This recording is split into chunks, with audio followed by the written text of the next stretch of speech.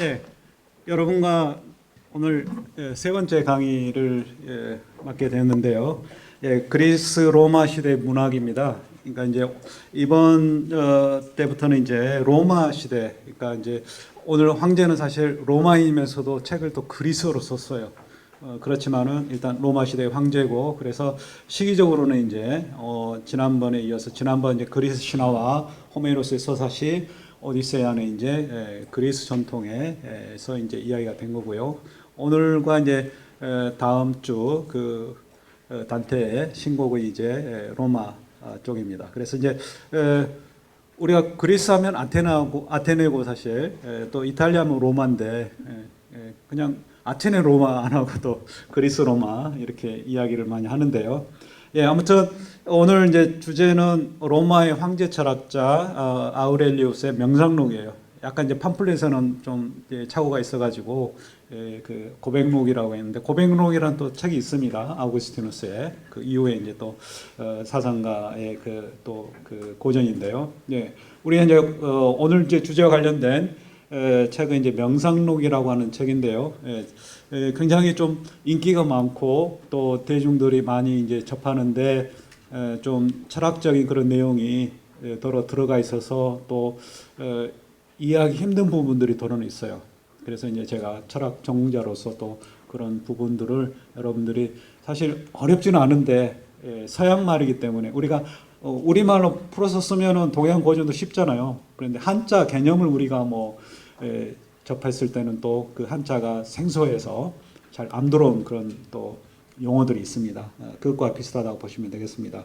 예, 첫 그림을 보시면 첫 시간에 여러분 좀 제가 너무 빠르게 진행이 되어서 이 그림이 생각나시는지 모르겠는데요. 아우렐리우스 황제의 이제 그 조각상인데요. 흉상인데 가운데 머리 부분 아래 보면 이제 황제로서 또 전쟁을 직접 지휘를 하기도 했어요. 그리고 또 명상록이라는 책은 또 북방의 뭐 게르만족이나 이민족의 침입에 이제 그 직접 전쟁터에 나가서 싸우면서 병영에서 자기가 또 인생을 돌아보면서 또 자기에게 주는 어떤 지침 이런 걸 이제 기록해 놓은 개인의 그 일기 또는 비망록 형식으로 되어 있어요. 예, 아무튼 이 책이 이제 바로 이 저자가 황제인데, 사실 이 책을 자기가 책으로 내고자 해서 나온 게 아니에요. 한동안 이제 잊혀져 있다가 나중에 그걸 이제 발견하고서 책으로 후대 사람이 이제 그 출간을 했는데요. 예, 황제 아래 몸에 보면은 뭔가 그려져 있죠. 이게 이제 적군을 얼게 만든다는 그러니까 그 메두사라는 그 예전에 그 고대 그리스의 이제 영웅이 그 퇴치한 그 여인의 머리죠. 여기에 보시면 예전에 그 페르세우스가 있었죠. 메두사의 목을 베고서 이게 이제 이탈리아 피렌체 그 베키오궁 옆에 있는 그 란치 회랑이라고 하는 그 공간에 이제 전시되어 있는데요. 이탈리아 피렌체는 또 메디치 가문으로 유명하죠. 메디치 가문이 이제 경제력을 금융을 바탕으로 해서 이제 또 그 정치 권력도 잡고 또 문화적인 어떤 후원자이기도 했는데요. 한동안 또 정치 권력에서 정쟁에서 밀려나가지고 또 그 다음에 다시 권력을 되찾고 이렇게 이제 그 권력 다툼이 벌어지는 가운데 또 정권이 이렇게 뒤바뀌기도 하잖아요. 그 와중에서 이제 다시 정권을 잡은 다음에 이 동상을 세우는 거예요. 그래서 나중에 이제 우리 가문에 대한 권력에 이렇게 도전하는 자는 이런 꼴을 당한다. 이런 식으로 이제 경고로 이렇게 해놓은 겁니다. 예, 아무튼 이 메두사의 머리, 몸통 아래에 있죠. 예. 그리고 이런 것들이 이제 고대 그리스의 신화에 나온 거고요. 이 메두사의 머리를 자른 이 영웅이 바로 또 페르세우스고 그 옆에 아테나가. 그래서 아테나의 여신한테 방패를 빌려가지고 그 방패를 거울 삼아서 직접 보면은 돌로 변하니까 그래서 방패를 거울 삼아서 메두사의 머리를 잘랐다는 거예요.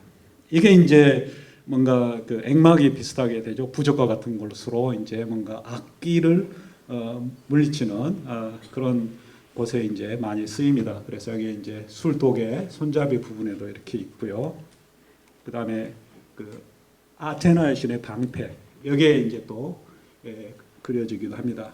또 여러 그리스 도기에도 이제 이런 게 나와 있는데요. 이렇게 술잔 뒤에다가 이렇게 또 뒤쪽 면에다가 또 안쪽 면에다가 이렇게 좀 약간 술 먹다가 이제 정신 차리게 이렇게 무늬를 만들어 놨습니다. 알렉산더 대왕의 그 이수스 전투에서 또 페르시아를 물리치는 알렉산더 대왕의 그 모자이크 화가 이제 남아 있는데요. 거기에도 그려져 있고 또 현대 그리스에 가 보면은 호메로스 무덤이 있다고 하는 호메로스가 이제 어디서 태어났는지 분분해요. 지난번에도 이제 말씀드렸지만 이 작가가 어떤 인물인지 구체적으로 알려진 적이 없어요. 알려진 바가 없어요. 그래서 이게 이제 뭐 고스다 그리스 여러 섬들 중에 또 자기 섬에서 호메로스가 태어났다.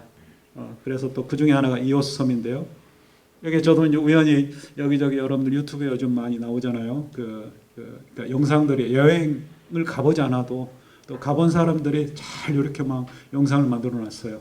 그러면 이제 저도 이제 여행을 가볼 형편이 안 돼서 그런 영상을 이제 즐겨 보는데요. 섬들이 굉장히 아름다워요. 딱 보니까는 배가 있는데 이게 딱 보이더라고요. 그래서 이런 것들이 이제 다 그런 예전에 그 신화적인 그런 이야기, 그 고르곤잠의 메두사의 이제 눈을 이렇게 박아 놓았습니다. 일단 황제 그 갑옷에 흉갑이라고 하나요? 거기에 이제 새겨진 문양을 잠깐 설명을 해드렸고요. 일단 이제 그리스 로마 전통이라고 이야기를 하죠. 그리고 우리 이제 책자의 제목도 그리스 로마 시대 문학이에요. 그래서 이제 대표적으로 많이 알려져 있는 작품을 이제 소개를 하는데요. 그리스하고 로마가 바로 옆 나라예요. 우리가 일본하고 우리나라처럼 옆 나라고 우리가 따로 역사를 배워서 그렇지 역사적으로 또 발전의 단계가 비슷하죠. 이웃나라하고 또 이웃나라가 또 민주화되고 그러면 또 덩달아서 옆에 나라도 정치적인 변혁이 이루어지고 또 이 로마 시대에 또 기독교가 발흥을 하기 시작을 했어요. 그래서 이게 이제 아직 아우렐리우스 생애에는 기독교가 탄압을 받던 시기예요. 이게 다음 그 주제의 단테 신곡은 이미 이제 기독교가 그 중세 이후에 또 세계를 그 지배하던 그런 시기였고요. 그래서 이 마르쿠스 아우렐리우스는 그런 이제 시기에 살았기 때문에 기독교적인 그런 색채는 없어요. 오히려 이제 그리스 전통의 그런 이야기들이 철학적인 이야기들이 많이 담겨져 있습니다. 그래서 이 황제의 생애와 간단한 생애와 또 그 다음에 이제 이 책을 명상록이라는 책을 이해하기 위해서는 기본적으로 철학이 어떤 분야인지 또 기본적으로 철학이 뭘 다루는지를 좀 이해를 하시고 그래야만이 이 책을 또 이해할 수 있어요. 제가 책을 두 권 저쪽으로 옮겨야 되겠는데 잠깐.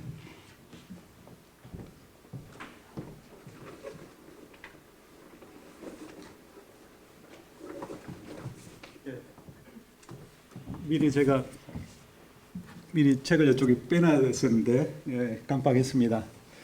아무튼 이 명상록이라는 이제 책을 보시면은 보신 분이 아시겠지만은 이게 이제 한 권짜리인데 또 고대에는 이 권이라는 그 개념이 작아요. 그래서 여기 안에 이제 12권이 들어 있어요. 그래서 12권으로 되어 있는데 이게 오늘날의 책과 다르게 굉장히 그 어떤 주제를 내가 어떻게 다루겠다 그러면서 아웃라인 이렇게 잡아가지고 쓴 책은 아니에요. 그냥 일기식으로 하니까 우리가 일기 쓸 때 뭐 오늘은 뭐 써야겠다, 내일은 뭐 써야겠다 정해놓고 쓰진 않잖아요. 그런 것처럼 그래서 반복된 내용도 많고 그렇습니다. 그럼에도 이제 또 똑같은 이야기라고 하더라도 또 다른 표현들로 이렇게 많이 써요. 특히 이제 죽음에 대해서 인생이 그러니까 짧은 순간이고 또 그 광활한 그 우주의 공간 또 우주의 시간을 영혼의 그 시간에 비하면은 우리의 인생은 이제 하루살이와 다름없다는 거죠. 그런 인생을 좀 더 의미 있게 살아야 한다. 전체적으로 이제 흐름은 그렇습니다. 아무튼 이 책의 이제 내용을 좀 철학의 영역과 관련해서 소개를 이제 연결을 하고요. 그다음에 마지막에는 이제 이 책이 어떤 책인지를 소개를 하겠습니다.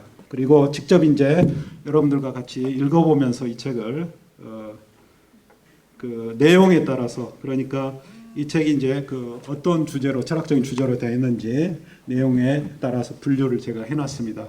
그래서 책에, 이 책 번역본에는 안 나오는 그런 부분이에요. 그래서 제가 이제 설명을 하나씩 해 가겠습니다. 예, 첫 번째로 이제 그리스 아테네로 이제 대변이 되는 그리스와 로마가 이제 어떤 관계에 있는지, 또 로마의 권력은, 로마가 이제 지중해를, 제가 첫 시간에 서양 그 고대 문명은 이제 지중해 제패하는 나라가 그 주도적인 나라가 됐어요. 그래서 고대 지중해 첫 번째 이제 제패하는 나라가 그리스, 또 알렉산더 대왕의 힘에 입어서 이제 그 그리스가 그 지중해를 제패했는데, 그 다음으로 이제 로마가 또 지배를 했다는 거예요. 그래서 로마가 또 중세로 이어가고 또 오늘날 근대 유럽이 탄생을 하게 됐습니다. 그래서 이제 로마인과 그리스인은 건국 시기, 또 그리스가 처음으로 최초의 올림픽 경기를 이뤘던 때가 좀 비슷한 시기고요.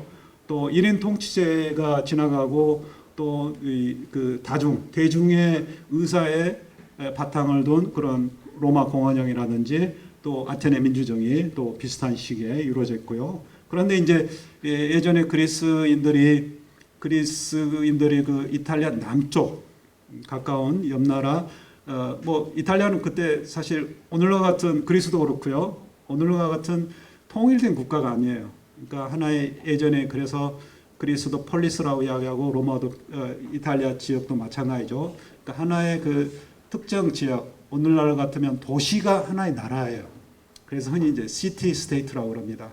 그래서 크게 우리가 통일된 국가의 모습을 이제 이후에 그런 국가 개념이 생기고요. 예전에는 이제 조그만 단위의 그 국가였어요. 그런데 이제 이탈리아 남쪽의 그리스인들이 이주를 하고 거기서 새로운 나라를 건설하고, 그러면 이제 그 위에 있던 로마 또 이탈리아인들이 뭐겠어요? 갈등이 생기겠죠.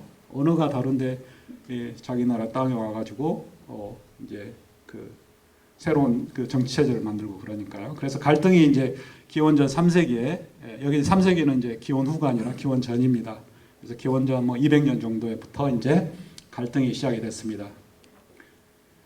예, 그래서 이제 로마인들이 차츰 여기에는 이제 나오진 않았는데요.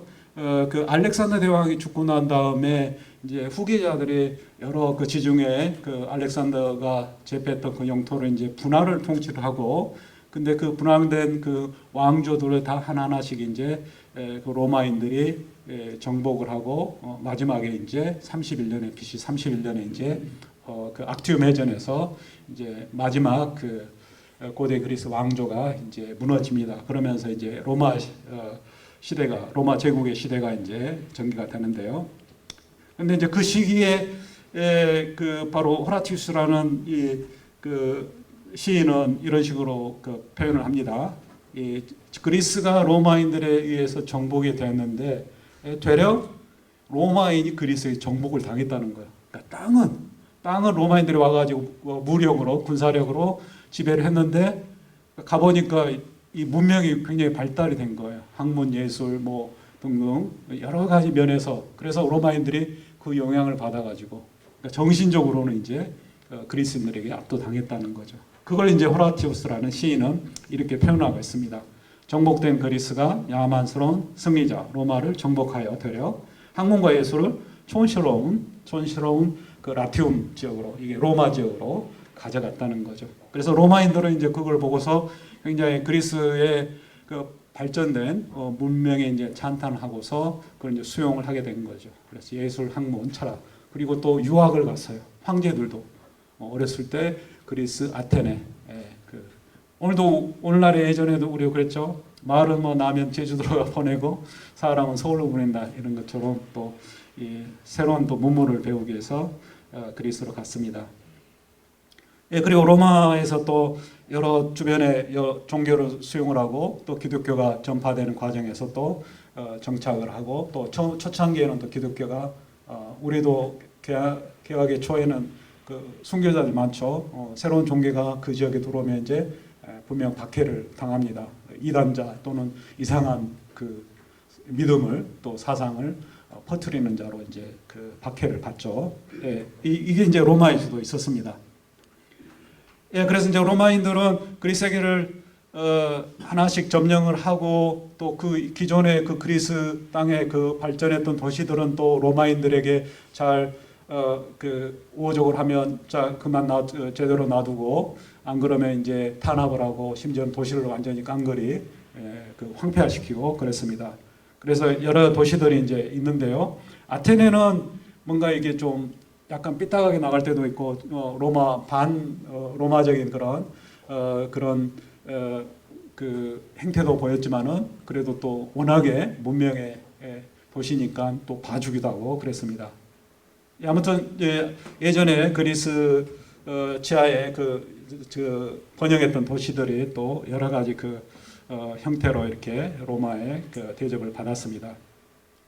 예, 로마가 이제 주로 내전이 있었죠. 그러니까 자기들끼리 권력 다툼을 벌이는데 이제 군대들이 각 지역에 또 속주에 주둔하면서 또 나름 그 권력을 또 권력자들이 있고 그랬습니다. 그래서 이 권력 다툼을 그 로마 안에서 하는 게 아니라 이제 주변 속주에서 이제 많이 이루어졌는데요. 마지막에 이제 옥타비아누스가 그 악티움 해전에서 그 안토니우스와 클레오파트라, 그러니까 이집트 프톨레미 왕조를 이제 마지막으로 무너뜨리면서 이게 이제 헬레니즘기가, 그러니까 그리스 영향의 그 문화권이 이제 파괴가 되고 그대로 이제 로마 제국의 시대가 열리게 된 겁니다.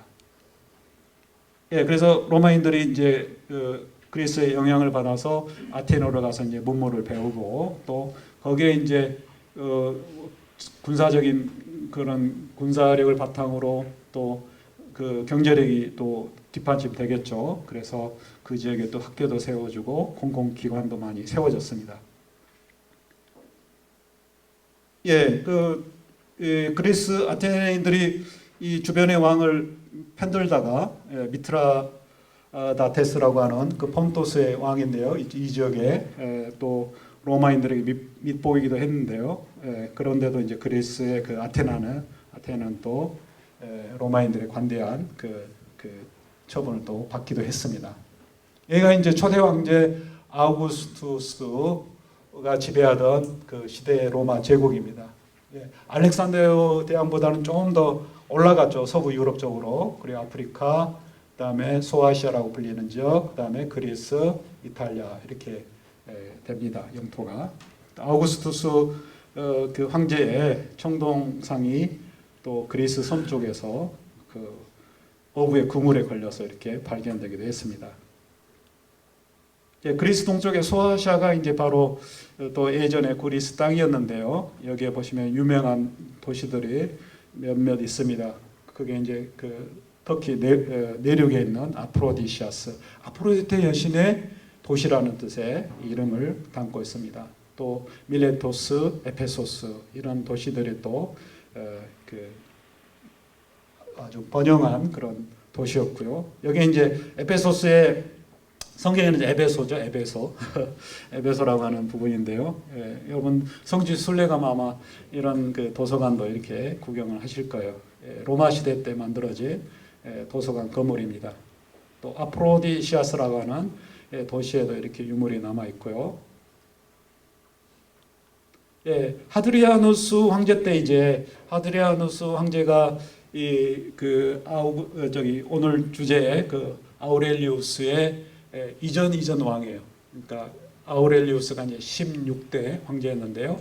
이 하드리아누스가 14대 황제였어요. 그래서 한 세기 정도 위의 그 황제인데 이 사람이 굉장히 친그리스적인 그런 황제였어요. 그래서 아테네를 수차례 방문하고 또 그 그리스 도시 여러 도시들을 예전의 도시들을 또 활성화시키고 또 신을 통해서 또 예전에 그리스인들이 신을 숭배를 했잖아요. 근데 이 사람은 이제 황제가 마치 자기가 신처럼 대접받고자 해서 또 신전 옆에다가 자기 황제의 그 왕가를 위한 또 신전을 또 만들어 가지고 이게 이제 어떻게 보면 이제 알렉산더 대왕부터 시작한 거죠. 우상화. 그러니까 신이 아니라 이제 이 그 국가 통치자를 신처럼 이렇게 받드는 그런 풍조가 이제 이렇게 생겼어요. 오늘날의 독재국가들이 다 이런 이제 고대 그 사람들도 이제 그 독재국가도 연구를 하겠죠. 고대 그 독재 정권의 또 우상화 정책을 이제 다 배워서 오늘날에 이제 또 써먹는 거죠. 예, 에페소스의 이제 하드리아누스의 신전이고요. 또 하드리아누스가 또 아테네에 이렇게 남아 있는 그 제우스 신전을 수세기 동안 미뤄졌던 이 제우스 신전을 또 완공을 시켰던 황제이기도 합니다. 또 아테네 가면 이제 개선문이 있고요. 아크로폴리스가 뒤쪽에 있죠. 뒤쪽에 보이고 여기에 이제 로마 황제의 개선문이 일부 남아 있습니다. 이게 이제 제우스 신전이고 하드리아누스 황제의 개선문입니다. 예, 이제 기독교에 대해서 잠깐 말씀을 드리자면은요, 기독교가 이제 오늘날 그 팔레스타인 분쟁 지역이죠. 거기에서 이제 발흥을 해서 또 셀레우코스 그 알렉산더 대왕 후계자가 이제 다스리던 곳인데요. 그래서 이쪽에 그리스어가 굉장히 그 공통 언어로 사용이 됐어요. 성경의 신약의 성서에 그 언어가 코이네라고 그래서 코이네 그릭인데요. 코이네라는 말이 이제 우리 영어로 커먼이라는 뜻이에요. 그래서 그 알렉산더 대왕이 그 지중해 연안을 여러 곳을 제패하면서 그리스인들이 거기서 정착을 살고 그다음에 그리스인들이 또 본토하고는 좀 다른 그런 그 그리스어를 썼는데요. 그게 이제 바로 신약 성서의 또 그 그리스어인 코이네라고 합니다. 이 그 아우렐리우스의 명상록도 바로 그리스어로 코이네라고 하는 그러니까 고전 그리스하고 좀 다른 그런 좀 간편화된 간단한 그런 문법을 가진 그런 그리스어로 쓰였습니다. 아무튼 유대인들이 이제 여기저기 그리스 땅에 또 퍼져 살기도 하고 그랬는데요. 특히 이제 성경에 고린도전서 나오죠. 그 코린토스가 이제 바로 그 지역입니다. 예, 그다음에 이제 로마가 그 1세기에 그러니까 기원 후 1세기에 이제 바울이 성교역을 떠나고 그 힘의 덕분에 이제 또 기독교가 부흥을 하게 되죠. 그래서 이게 성교역의 과정을 여기에서 이제 보이는 겁니다. 처음에는 주변에 그다음에 그리스 땅 그다음에 이탈리아까지 가서 이제 성교역을 했습니다. 또 바울이 실제로 그리스 아테네에 와가지고 보니까는 50년에 여기 이제 아크로폴리에서 내려다본 이 아레오파고스라고 하는 그 언덕인데요. 여기에 이제 동판이 옆에 있습니다. 이게 바울의 이제 그 사도행전에 나오는 그겁니다. 아테네인들 그들은 여러모로 신앙심이 깊은 왜냐하면 이제 그리스 신들 다신교지만 여러 수많은 신들이 있지만은 믿음이 있다는 거죠. 뭔가를 믿는다는 것은 그 믿음을 또 개종시켜서 그 기독교를 믿게 할 수 있다는 거예요. 예수를. 그래서 이게 이제 성교에 대한 뭐 자신감이 또 드러나 있는 문구라고 볼 수가 있겠죠. 믿음이 없으면은 다른 종교도 가질 수가 없어요. 예, 북부에 이제 그 빌리보라고 하는 그 또 도시인데 필리피라고 오늘날 발음으로 하는데요. 여기에 이제 또 순례지가 있고요. 여기에 이제 사람들이 또 개종을 해서 기독교적인 신앙을 갖게 됐다는 거죠. 초기에는 발음부터 해서 전파 제대로 이제 그 기독교가 하나의 종교로서 공인되기 전까지는 굉장히 그 수많은 박해가 있어요. 그 박해 중에 이제 일부를 또 황제하고 그 지역의 통치자, 그 지역의 또 그 뭐 총독 비슷한 사람하고 이렇게 대화하는 그 편지의 내용에서 나와 있습니다. 너무 고집불통이라는 거예요. 믿음이 강해가지고 말을 안 듣고 그래서 이제 타락을 많이 받았어요. 그래서 이제 지하로 이렇게 숨어들고 또 묘지도 생기고 그랬었는데요. 그 당시에 이제 확실하게 그 국가에서 하나의 종교로 공인되기 전에는 이렇게 이제 몰래 이렇게 또 선교를 하고 서로 모임을 갖고 그랬습니다. 그 이제 지하 공간에 남은 그 유물인데요. 여기 보면 이제 헤라클레스가 휘드라를 제거하는 그 12가업 중에 하나를 또 수행하고 있는 모습이고요. 여기는 이제 뭐죠? 성경의 그 부분인데요. 제가 기억으로 제가 성경을 제대로 알지 못해서 제 기억이 맞는지는 모르겠습니다만요.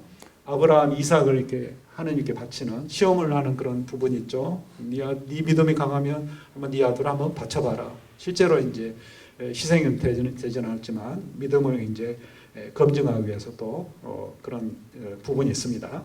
아무튼 이런 이교도적인 그리스 예전부터 내려오는 다신교적인 그런 부분과 또 새로운 종교의 그 혼합이 되어 있는 그런 공간이기도 해요. 그래서 초창기에는 사실 어느 종교든 그렇죠. 다양한 종교가 서로 공존하고 또 그런 쪽이 오늘날에는 또 종교 간에 또 어떤 화해나 용서, 관용이 있죠. 근데 또 아직도 최근에 보면 팔레스타인과 유대인들 사이에서 이렇게 그런 것들이 이제 바로 그런 거예요. 그러니까 서로 공존할 길을 상생할 그런 길을 찾아야 되는데 권력자들이 이제 특히 문제죠. 그렇죠. 그 권력자들의 희생에 또 애먼 그 힘없는 또 일반 대중들은 또 그냥 아무 의미 없이 죽게 되는 거죠. 예, 그래서 기독교가 이제 계속 그 박해를 받는 가운데서도 이제 성공적으로 전파가 되고 또 초기 몇몇 지역은 또 굉장히 중요한 역할을 한 그 지역이죠. 그 중 하나가 이제 에베소스인데요. 에페소스. 여기에 이제 또 예수가 십자가에 차용된 다음에 마리아를 데려온 곳이라고 이야기합니다. 그 이후에 또 유스티아누스 황제가 바실리카 교회 건물을 건립을 하고요. 여기 이제 성지순례하면 뭐 가시게 될 그런 공간이겠죠.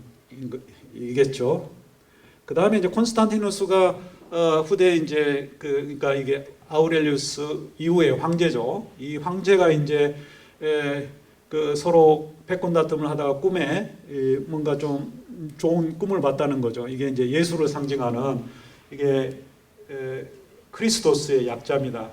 우리 그 성탄절을 엑스마스라고 그러죠. X가 이제 CH 크리스토스 그리스도의 그 문자예요. 그 두 자인데 이게 크리스토 CHR입니다. 이게 P자로 생긴 게 이제 그리스어가 R이에요.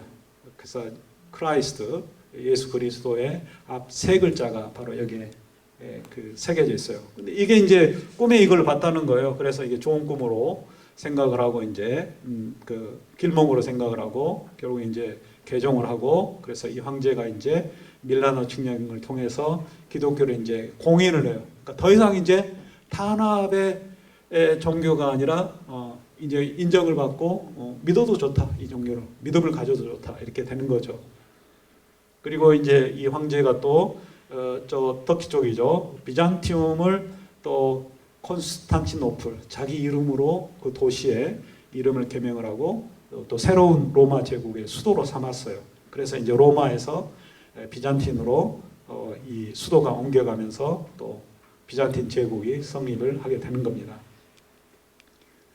예, 그 이후에 이제 기독교가 또 권력을 세력화되고 그러면서 그런데 이제 유스티니아누스도 이제 그런 믿음을 갖고 이렇게 이제 그 인정을 하고 또 그런데 이게 또 이 사람이 여기 제가 그림은 안 가져왔는데요.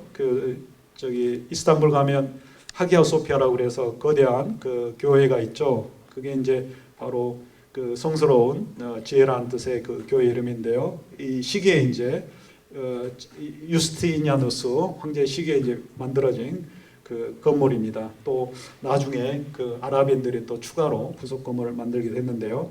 아무튼 유스티니아누스 발음이 좀 어렵습니다. 유스티니아누스 황제는 이제 이교도를 청산하는 그런 과업을 떠맡았어요. 그러니까 이제 기독교가 전파되고 자리 잡고 그러는데 아직도 이교도적인 그 그리스적인 그런 신화라든지 학문이 지배를 하고 있다는 거죠. 그러니까 그 영향력이 그래서 이제 그거 잔재를 없애는 역할을 이 황제가 떠맡았어요. 그래서 이제 아테네에서 예전에 고대 로마인들이 유학도 가고 뭔가를 배웠는데 그걸 아예 금지를 시키고 그래서 플라톤의 그 유명한 아카데미아 학원도 이렇게 폐쇄시키고 그랬습니다. 그리고 새로운 이제 수동원 형태로 또 기독교적인 신앙을 가르치는 학교를 또 건립을 했습니다. 그게 이제 몬테카시노의 수동원이고요. 그래서 이제 이 시기부터 이제 바로 이제 뭐죠? 기독교적인 사상이 이 중세 유럽을 지배를 하고, 그다음에 고대 그리스적인 사상이나 문화는 이제 좀 쇠퇴기에 접어들고, 그래서 이 시기를 흔히 또 철학사적으로나 문명사적으로 또 암흑 시기라고 이야기를 합니다. 그래서 중세를 흔히 우리가 이제 다크 에이지, 암흑 시대라고 이야기를 하죠. 예, 두 번째 이제 마르쿠스 아우렐리우스의 생애인데요. 짧은 시간에 많은 이야기를 할 수는 없습니다만은요. 이 황제는 로마 16대 황제고요. 특히 이제 지혜로운 현명한 그런 오현제 그 황제 중에 이제 마지막 황제입니다. 그러니까 그 뒤로는 이제 뭔가 제대로 된 그 철학적인 어떤 식견이 들어있는 황제가 이제 없어졌다는 거죠.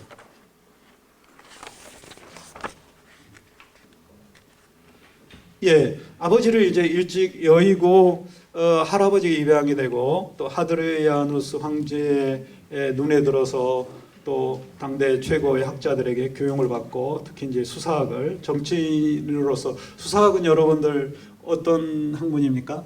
수사학 주로 이제 문학에서 문체를 연구하는 그런 학문으로 많이 오해를 하는데요. 수사학이라는 기본적으로 대중연설의 기술이에요. 수사학은. 그러니까 많은 사람들 앞에서 어떻게 하면 설득력 있는 정치적인 연설을 할 것인지, 법정에서, 의회에서, 또 많은 군중들이 모이는 어떤 행사장에서, 그렇죠? 정치인들이, 그래서 정치인들은 기본적으로 연설가들이에요. 말을 잘해야 돼요. 말빨이 있어야 되죠, 그렇죠? 많은 사람들 앞에서 말도 못하고 제대로 민중들이 듣고 싶어하는 말을 못하는 사람은 인기가 없잖아요. 권력을 잡을 수가 없어요. 그래서 말빨이 세야 돼요. 그걸 가르쳐주는 학문이 바로 수사학이에요. 수사학은 문체를 연구하는 그런, 물론 이제 대중을 상대로 해서 말솜씨를 어떻게 잘 매끄럽게 할 수 있는지 문체도 연구를 하겠죠. 그런데 시에서 다루는 문체하고는 또 다릅니다. 대중들을 상대로 하는 문체는 굉장히 간단하고 논리도 간단하고, 그렇지만 또 뭔가 좀 표현도 좀 덜어는 또 유식한 표현을 쓰고, 그래야만이 대중이 또 우러러 받들잖아요. 네, 아무튼 수사학은 대중연설의 기술입니다. 그래서 젊어서 이런 고대 라틴어 스승한테나 또 로마의 수사학자나 또 아테네에 있는 수사학자에게 정치 연설을 배웠습니다. 그 다음에 이제 또 외사촌과 결혼을 하고, 또 그 뒤에 이제 또 그 자식을 낳고, 또 그 안토니우스 피우스라고 하는 그 황제, 15대 황제 이후로 또 이제 그 황제직을 맡아서 한 20년 동안을, 그러니까 161년부터 180년까지 로마 제국을 통치를 했어요. 갑자기 이제 전쟁을 주의하다가 병에 들어가지고 오늘날 비엔나, 오스트리아 빈 근처에서 병사했습니다. 아들 후계자인 코모도스는 또 나중에 폭군으로 잘 알려져 있어요. 그래서 아버지가 훌륭하다고 그래서 꼭 아들도 훌륭하다, 그런 법은 없다. 그런 또 예시가 되는 그 황제가 바로 이 황제입니다. 여기 이제 보시면 통치하고 있는 백성들에게 또 자비를 베푸는 그런 모습의 아우렐리우스고요. 빵을 나눠주고, 또 로마인들이, 귀족층들이 또 특히 그런 게 있어요. 노블레스 오블리주라고 그러죠. 그러니까 또 고대 그리스에서도 마찬가지고요. 재산이 있는 사람들이 국가적인 행사라든지, 특히 고대 그리스에서는 연극 공연이라든지 이런 문화 행사는 굉장히 경비가 많이 들어가잖아요. 그런데 이제 나라에서 지원하는 그런 부분도 있지만은 또 돈이 있는 사람들이, 경제력 있는 사람들이 그런 부분을 이제 많이 담당을 해서 후원을 해줬어요. 그래서 국가에서 필요한 전함을 만드는데, 또는 문화적 행사에 코러스 비용이라든지 여러 물질적인 자원이 필요한 곳에 이제 지원을 해준 그런 게 있었는데요. 로마 시대 때도 귀족들이 바로 그 주변에 가난한 사람들에게 이렇게 먹을 것을, 빵을 나눠주는, 여기 이제 황제가 또 그런 모습을 보이게 됐습니다. 예, 여기 이제 그 사도마차를 타고 적들을 북방의 적들을 또 이기고 제압을 하고 승리를 축하하는 아우렐리우스의 황제의 모습입니다. 그 황제 치아의 영토가 바로 이거고요.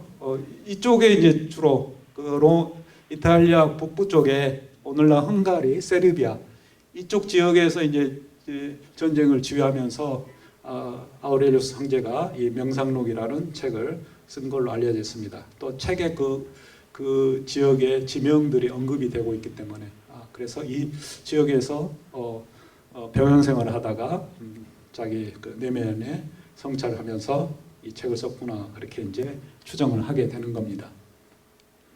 예, 죽고 나는 유언이 구체적으로 뭔지는 모르겠습니다만은요. 아무튼 유언을 남기고 있는 황제의 모습을 또 드라쿠라라고는 화가 그렸습니다. 여기 또 로마에 가면 이 그 황제의 그 조각 상이 기마상이 있고요. 또 좀 줌인해가지고 본 모습입니다. 약간 좀 굉장히 그 덥수룩한 머리죠. 저처럼 대머리가 아니라 그런 모습으로 철학자적인 그런 모습으로 그려져 있습니다. 예, 또 승전 기념비라고 해서 로마의 그 어느 광장에 되어 있고요. 이게 이제 그 병사들의 행렬을 그려놓은 모습이고 이 행렬을 또 그 행렬이 담긴 승전비라고 할 수 있겠죠. 그 옛날에도 그린 모습입니다. 예, 황제의 모습이 담긴 두상이고요. 굉장히 많은 두상 중에도 하나입니다. 굉장히 좀 약간 유약하게 좀 생겼죠. 부드러운 이미지죠. 예. 예, 그 다음에 이제 철학이 무엇인가라는 내용을 좀 더 말씀드리겠습니다. 그러니까 이 이제 마르쿠스 아우렐리우스의 이 그 명상록이라는 책이 사실 뭐 수필집처럼 또 어느 책에는 제가 오늘 소개해드릴 책 중에 하나가 이제 어느 황제 일기라고 부제가 달려 있어요. 그래서 일기처럼 자기가 이제 쉬면서 저녁에 이렇게 메모를 해놓은 이제 글을이라는 그런 뜻으로 여기 이제 보면 아테네 학당이라고 하는 그림인데요. 아까 말씀을 드렸죠. 플라톤과 아리스토텔레스의 그 차이를 이제 소개를 하면서 질문에 답하면서 라파엘로의 아테네 학당이라고 하는 그 로마 교황청에 있는 그림 중에 하나입니다. 그 서재실의 사방에 그 벽면이 있는데 그 한쪽 벽면에 또 이런 그 철학적인 내용이 담긴 흔히 이제 아테네 학당이라고 불리는 그 그림입니다. 여기 이제 플라톤, 아리스토텔레스, 소크라테스 또 여러 철학자들이 있습니다. 헤라클레이토스, 디오게네스 또 칠판에다가 뭐 음을 연구하고 있는 피타고라스, 또 작도하고 있는 유클리드, 기하 그 원론의 저자죠. 기하학을 공부하는 또 천구를 들고 천문학을 연구하는 여러 그 아테네에서 그러니까 아테네가 학문, 과학 이런 그 또 철학의 중심지라는 거죠. 예술의. 예, 철학은 사실 굉장히 어려운 학문으로 많이 생각을 하고 있고요. 사실 다른 학문과 다르게 그러니까 뭐 하나 학문인지 좀 알쏭달쏭해요. 그렇죠? 여러분들 생물학 끊으면 생물을 탐구한다. 법학 끊으면 법을 공부한다. 음악하면 음과 관련돼 있다. 뭐 여러 가지 그 학문 이름에 학문의 대상이 나와 있어요. 근데 철학은 그 대상이 없어요. 그렇죠? 뭐 쇳덩어리 다루는 것도 아니고 철학은 보통은 이제 세상의 모든 것을 다루는 학문이에요. 그러니까 철학이 다루지 않는 게 없어요. 근데 이제 다루는 방식이 다른 거죠. 그러니까 개개의 학문들은 수학은 수만 다루잖아요. 수학 크게. 음악은 음을 다루고 법학은 법학을 다루는데 철학은 모든 걸 다뤄요. 근데 그 모든 걸 다루면 어떻게 되겠어요? 개념부터가 좀 다르겠죠. 철학에서 뭐 존재, 인식, 세계, 영혼 뭐 이런 거창한 개념만 나옵니다. 신체, 몸, 마음 뭐 이런 여러 가지. 그래서 철학에서는 근본적으로 인간이 살아가면서 던질 수밖에 없는 그런 근본적인 물음들이 있죠. 내가 왜 사는지, 또 내가 어디서 가고 또 어디로 가는지, 내가 죽으면 어떻게 될지, 또 내가 죽으면은 나의 뭔가가 혼의 형태로 영혼의 형태로 남아서 다른 세상으로 가는 건지 내가 내 영혼이 죽지 않고 남아 있다면 어디로 간다는 거잖아요. 여기에 머물지 않고 또 저 딴 세상으로 가든지 또 다른 세상에서도 다시 태어난다든지 동물로든 뭐 식물로든 또 사람으로든 뭐 여러 가지로. 예, 그래서 이제 이 짧은 인생에서 내가 어떻게 살아야 할지 이게 이제 철학의 근본적인 물음이에요. 여러분들도 이제 그런 물음을 또 철학적인 강의를 통해서 알고 싶어 하는 거죠. 예, 그리고 행복이 또 뭔지 그걸 이제 추구하잖아요. 불행해지기 위해서 사는 사람 없죠. 행복해지기 위해서 돈을 많이 벌려고 하고 또 돈보다는 또 건강을 또 중시하는 사람도 있고 돈도 건강도 다 중요하지만 또 이 짧은 인생에 또 그렇게 잘 먹고 잘 사는 거 그런 것보다는 또 의미 있는 삶을 살겠다. 그래서 뭔가 좀 남들이 하지 않는 그런 또 어려운 일을 하려고 노력하는 사람도 있고 그렇죠. 아무튼 이 인생을 살아가는 방식은 각양각색이죠. 사람마다 다 달라요. 그런데 이제 또 제대로 한번 살아보려고 노력을 하고 또 어떻게 살아야 되는지 그래서 끊임없이 그 질문을 하죠. 근데 그 답은 여러분도 알고 있어요. 자, 인생이 어떻게 살아야 합니까, 여러분? 행복하게. 또 다른 뭐 있죠? 뭐 나이 드신 분들 또 이렇게 TV에 뭐 이렇게 뭐 인간 뭐 시대 뭐 아니면 무슨 그 어려운 삶을 살고 있는 사람들 다 물어보면 전형적으로 거의 뭐 많은 수의 사람들이 대답하고 있는 거죠. 착하게 사는 거예요. 착하게. 답이 그 여러분 딴 거 없습니다. 너무 어렵게 철학을 생각을 해서 인생을 어떻게 살아야 하나 막 어디서 구하려고 하지 마십시오. 여러분들이 다 알고 있어요. 착하게 사는 거예요. 착하게. 근데 이제 착하게 산다는 게 어떤 의미인지 그것도 다양하잖아요. 그렇죠? 그게 이제 도덕이고 덕목이고 그래서 그 덕목은 이제 여러 가지가 있어요. 절제 있게 산다, 용기 있게 산다, 남에게 베풀면 산다 등등. 뭔가 내 자신만을 위해서 사는 게 아니라 남을 위해서 내가 뭔가를 같이 그래서 이 아우렐리우스는 이제 공동체적인 삶을 중요시합니다. 혼자 사는 게 아니라 이 세상은 더불어 사는 공간이기 때문에 나뿐만 아니라 다른 사람에게도 이익이 되는 도움이 되는 그런 삶을 이제 살아야 한다 강조를 하는 겁니다. 예, 철학자들이 다 또 비슷합니다. 세세한 그 이론에서는 다를 수 있겠지만 근본적으로는 착하게 살지 마라 하는 철학자는 없습니다. 또 그런 종교인 또 어떤 그런 어떤 그 성사라든지 경전 그런 데는 없어요. 모든 철학자 모든 책들이 다 우리가 고전이라고 생각하는 또 위대한 사상가라고 우리가 평가하는 인물들은 다 한계가 똑같이 결론적으로는 착하게 살아라 인생을 거기에 행복이 있다 이렇게 이야기를 합니다. 예, 철학은 이제 우리말로는 이 철학인데요. 원래 그리스어는 이제 애지라는 뜻입니다. 지혜를 사랑한다. 그래서 필이라는 말이 이제 사랑한다, 필리아에서 나오는 말이고요. 그 다음에 소피아라는 말은 지혜. 여러분들 이제 지혜라는 말 많이 그 서구의 그 이름에도 있고 우리의 뭐 한지혜, 김지혜, 뭐 안지혜 뭐 있죠 지혜. 그게 이제 위즈덤이라는 뜻이에요 지혜. 우리 서구의 영화 배우 뭐 소피 마르소, 소피아 로렌 다 그게 이제 아버지가 또 주변의 사람들의 이름을 지어주면서 너 슬기롭게 지혜롭게 살아라 그래서 지혜라는 이름을 이제 붙여줬겠죠. 예, 철학이라는 말이 이제 바로 지혜를 사랑하는 자예요. 그래서 예전에 그 사전에 보면 애지학 그렇게 되어 있어요. 지혜를 사랑하는 학문. 근데 철학이라는 말이 좀 어려워요. 예, 원래 이제 철자는 밝을 철자. 그래서 이 세상 이치의 박다. 그러니까 세상 이치라는 게 이제 세상을 살아가는데 우리가 기본적으로 받아들여야 될 어떤 근본적인 원리죠. 세계가 어떤지 또 이 세계가 어떤지를 통해서 내가 그 세상에 대한 인식을 통해서 또 내가 어떻게 살아야 되는지 그래서 이런 그 근본적인 원리들을 탐구하는 게 철학인데요. 예, 이제 철학자들은 고대 플라톤부터 이제 철학이라는 말은 이제 지혜로운 자를 떠나서 지혜로운 자는 이미 지혜를 갖추고 있는 거죠. 근데 철학은 그게 아니라는 거죠. 지혜를 추구하는 거. 그러니까 부자가 되는 사람은 뭐였죠? 이미 부자가 아니에요.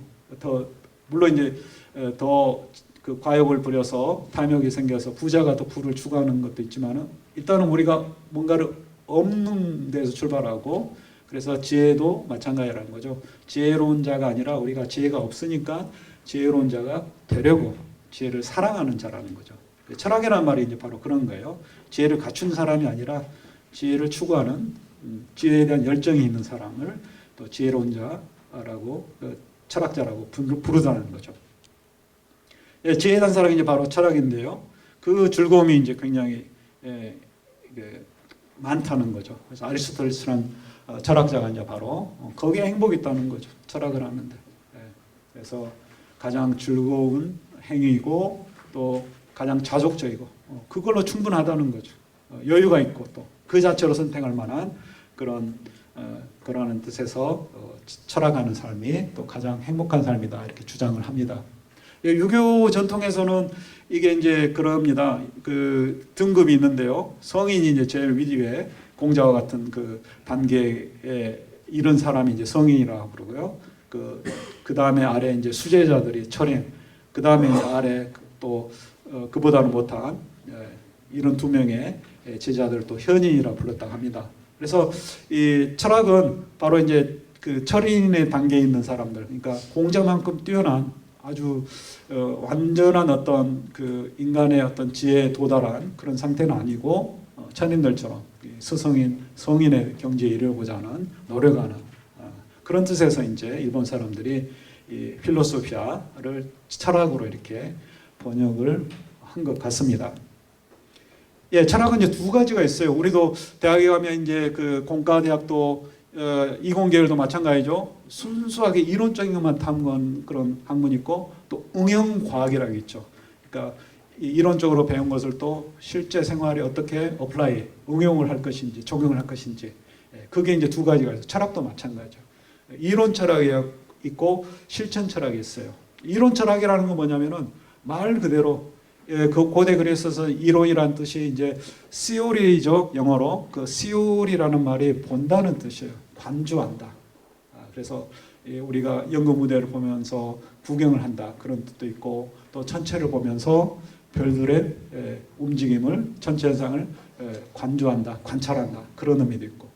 이제 아무튼 뭐 내가 뭐 연극 공연을 보면 또 하늘을 보면 뭐 밥이 나옵니까, 빵이 나옵니까, 떡이 나옵니까 아무것도 없죠. 그냥 순수한 거예요. 그래서 이론 철학은 굉장히 그것 자체로서 즐거움을 느끼는 그런 분야가 이제 이론적인 지혜고요.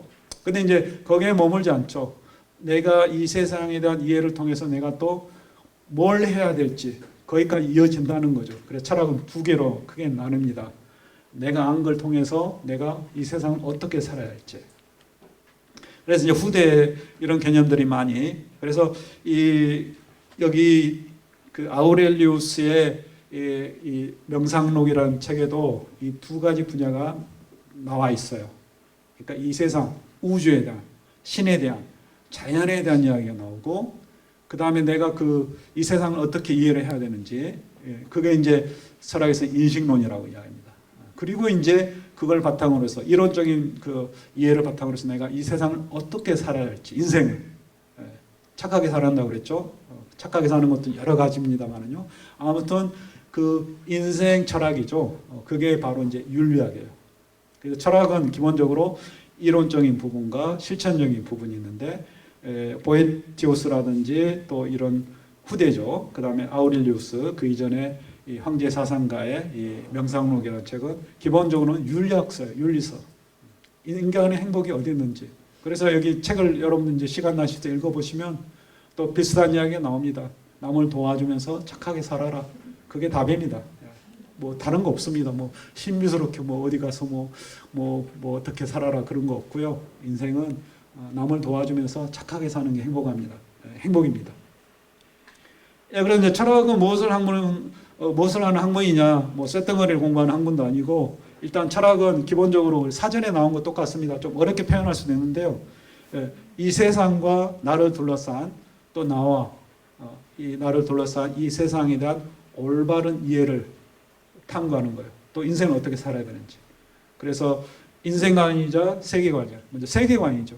세계를 내가 이 세상을 어떻게 보느냐 그 관점, 입장을 정하고 거기에 따라서 이제 거기에 맞춰서 내가 인생을 어떻게 살아야 되는지 인생관이 되는 거죠. 그래서 기본적으로는 이 인생이나 세계에 관한 근본적인 원리. 자, 근본이라는 말은 뭐죠?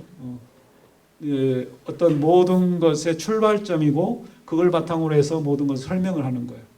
우리가 수학에서도 공식을 배우고서 그걸 통해서 많은 문제를 풀잖아요. 또 이 세상에 모든 법칙들이 있고 또 음악에도 그렇고 수학에도 그렇고 또 법학에도 어떤 기본적인 뭔가가 있죠. 그 원리들이 출발점이 있어요.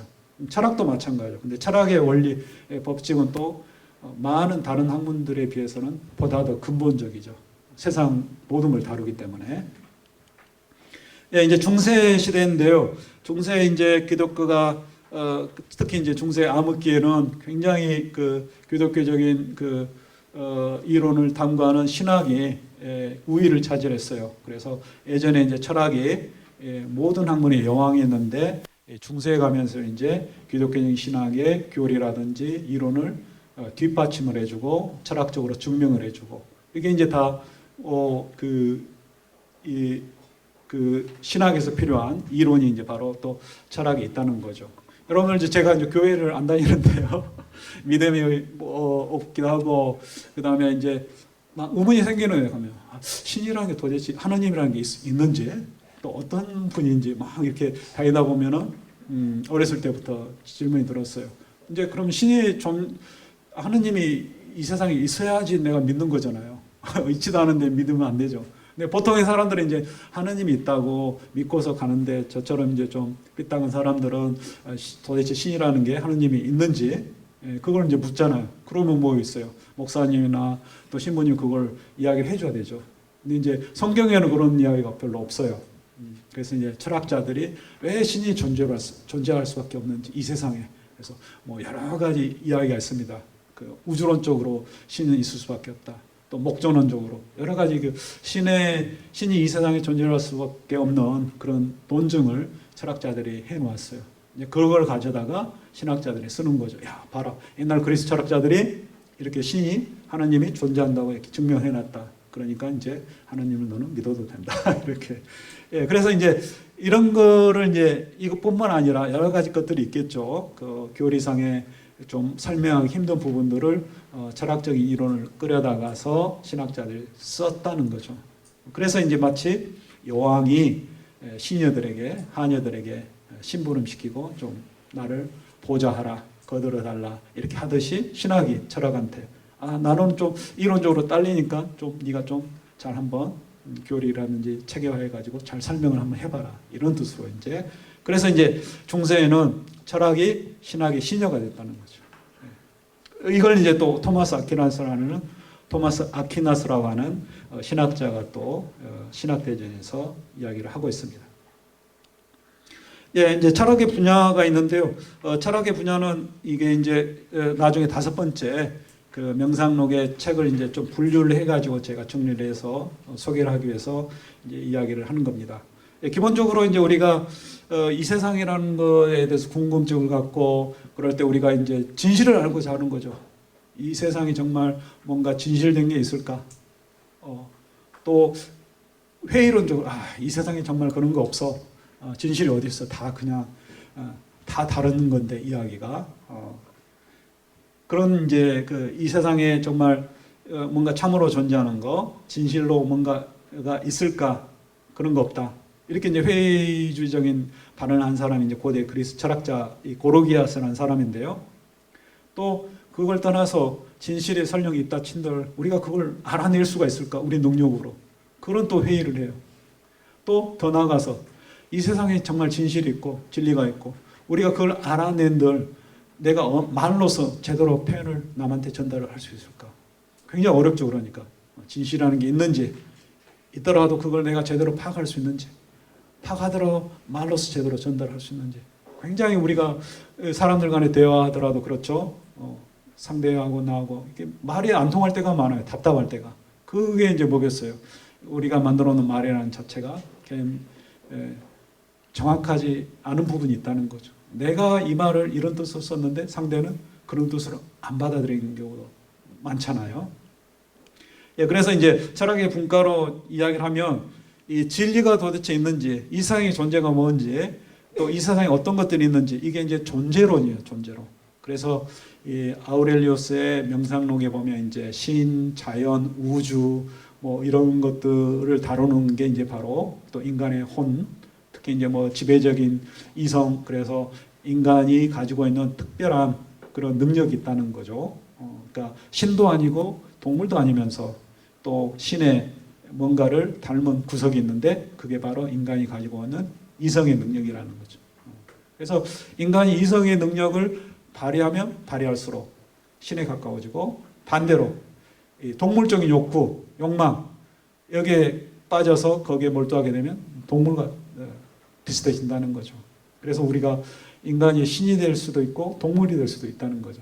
동물 자체는 안 되지만 동물에 가까워지는 거고, 또 신 자체가 안 되지만 우리가 얼마든지 신과 비슷해질 수는 있는 거죠.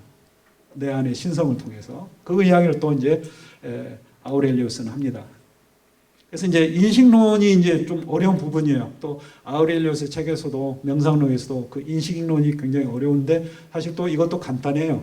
뭐냐면은 우리가 흔히 어떤 이야기를 합니까?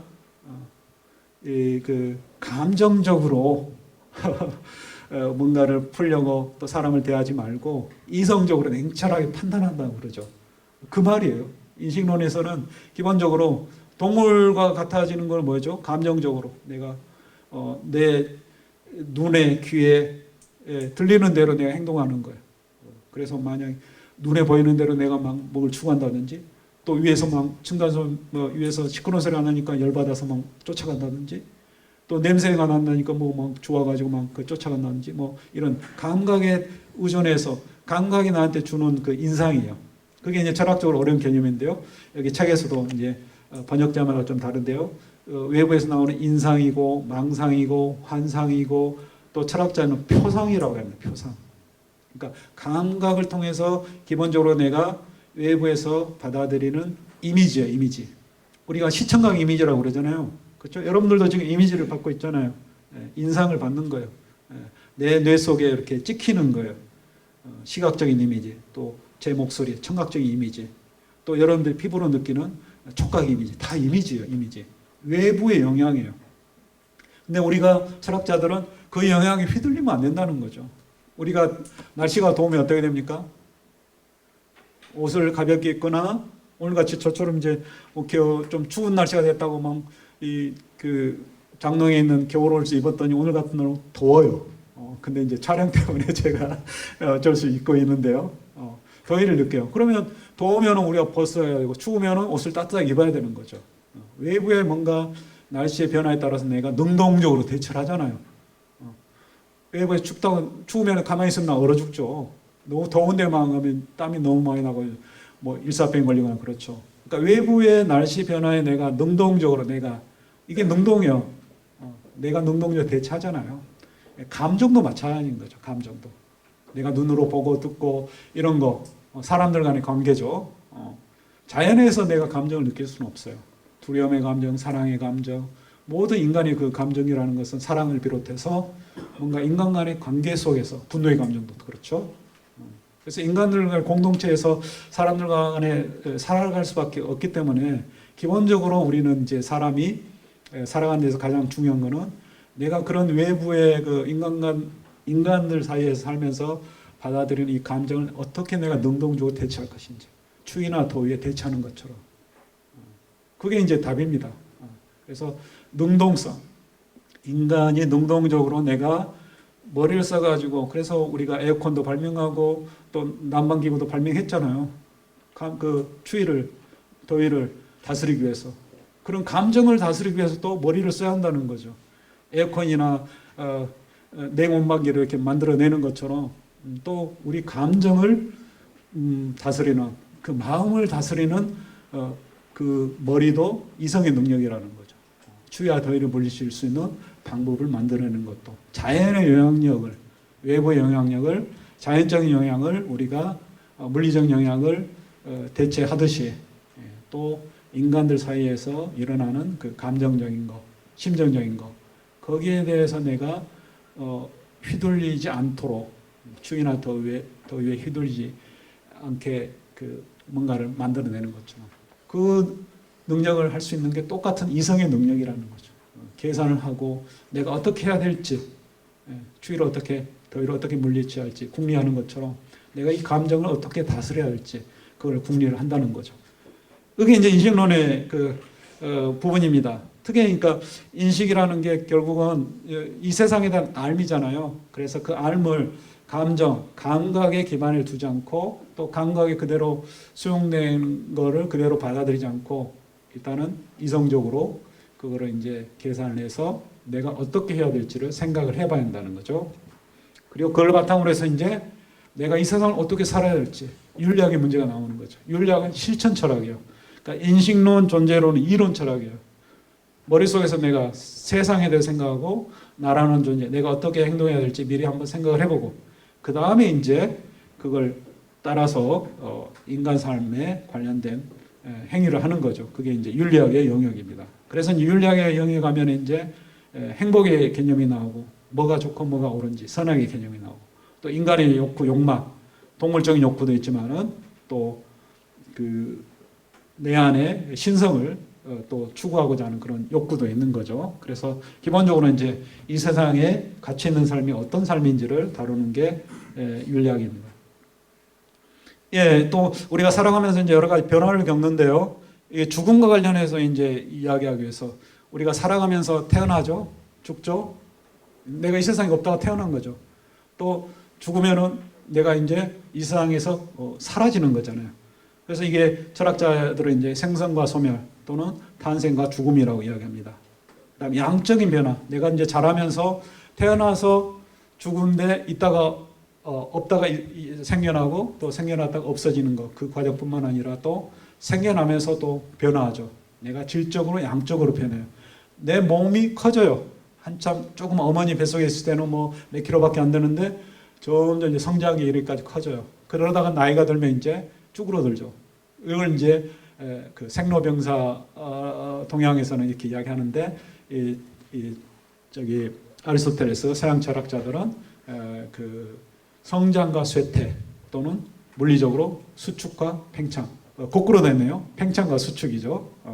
불어났다가 풍선처럼 줄어들고 그 다음에 이렇게 양적인 변화뿐만 아니라 우리가 또 살아가면서 뭐죠?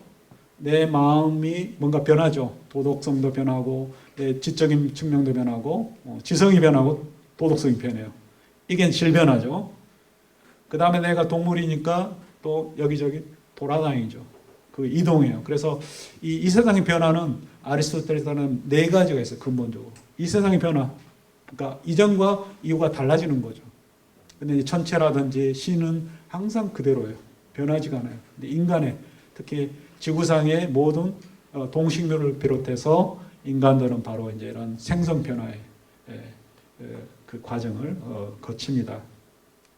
그래서 호메로스는 이 인간의 그 또 가문이라든지 인간을 이렇게 그 나뭇잎에 비유를 합니다. 그래서 떨어지고 또 새로 자라고 또 하루살이에 비유하고 인간 삶을 그 인간의 탄생과 죽음, 생사에 대해서 또 이 옛날 사람은 어떤 생각을 가지고 있었을까? 여러분들 이 세상에 그 살아있다는 것 자체에 대해서 이게 불행이라고 생각하세요?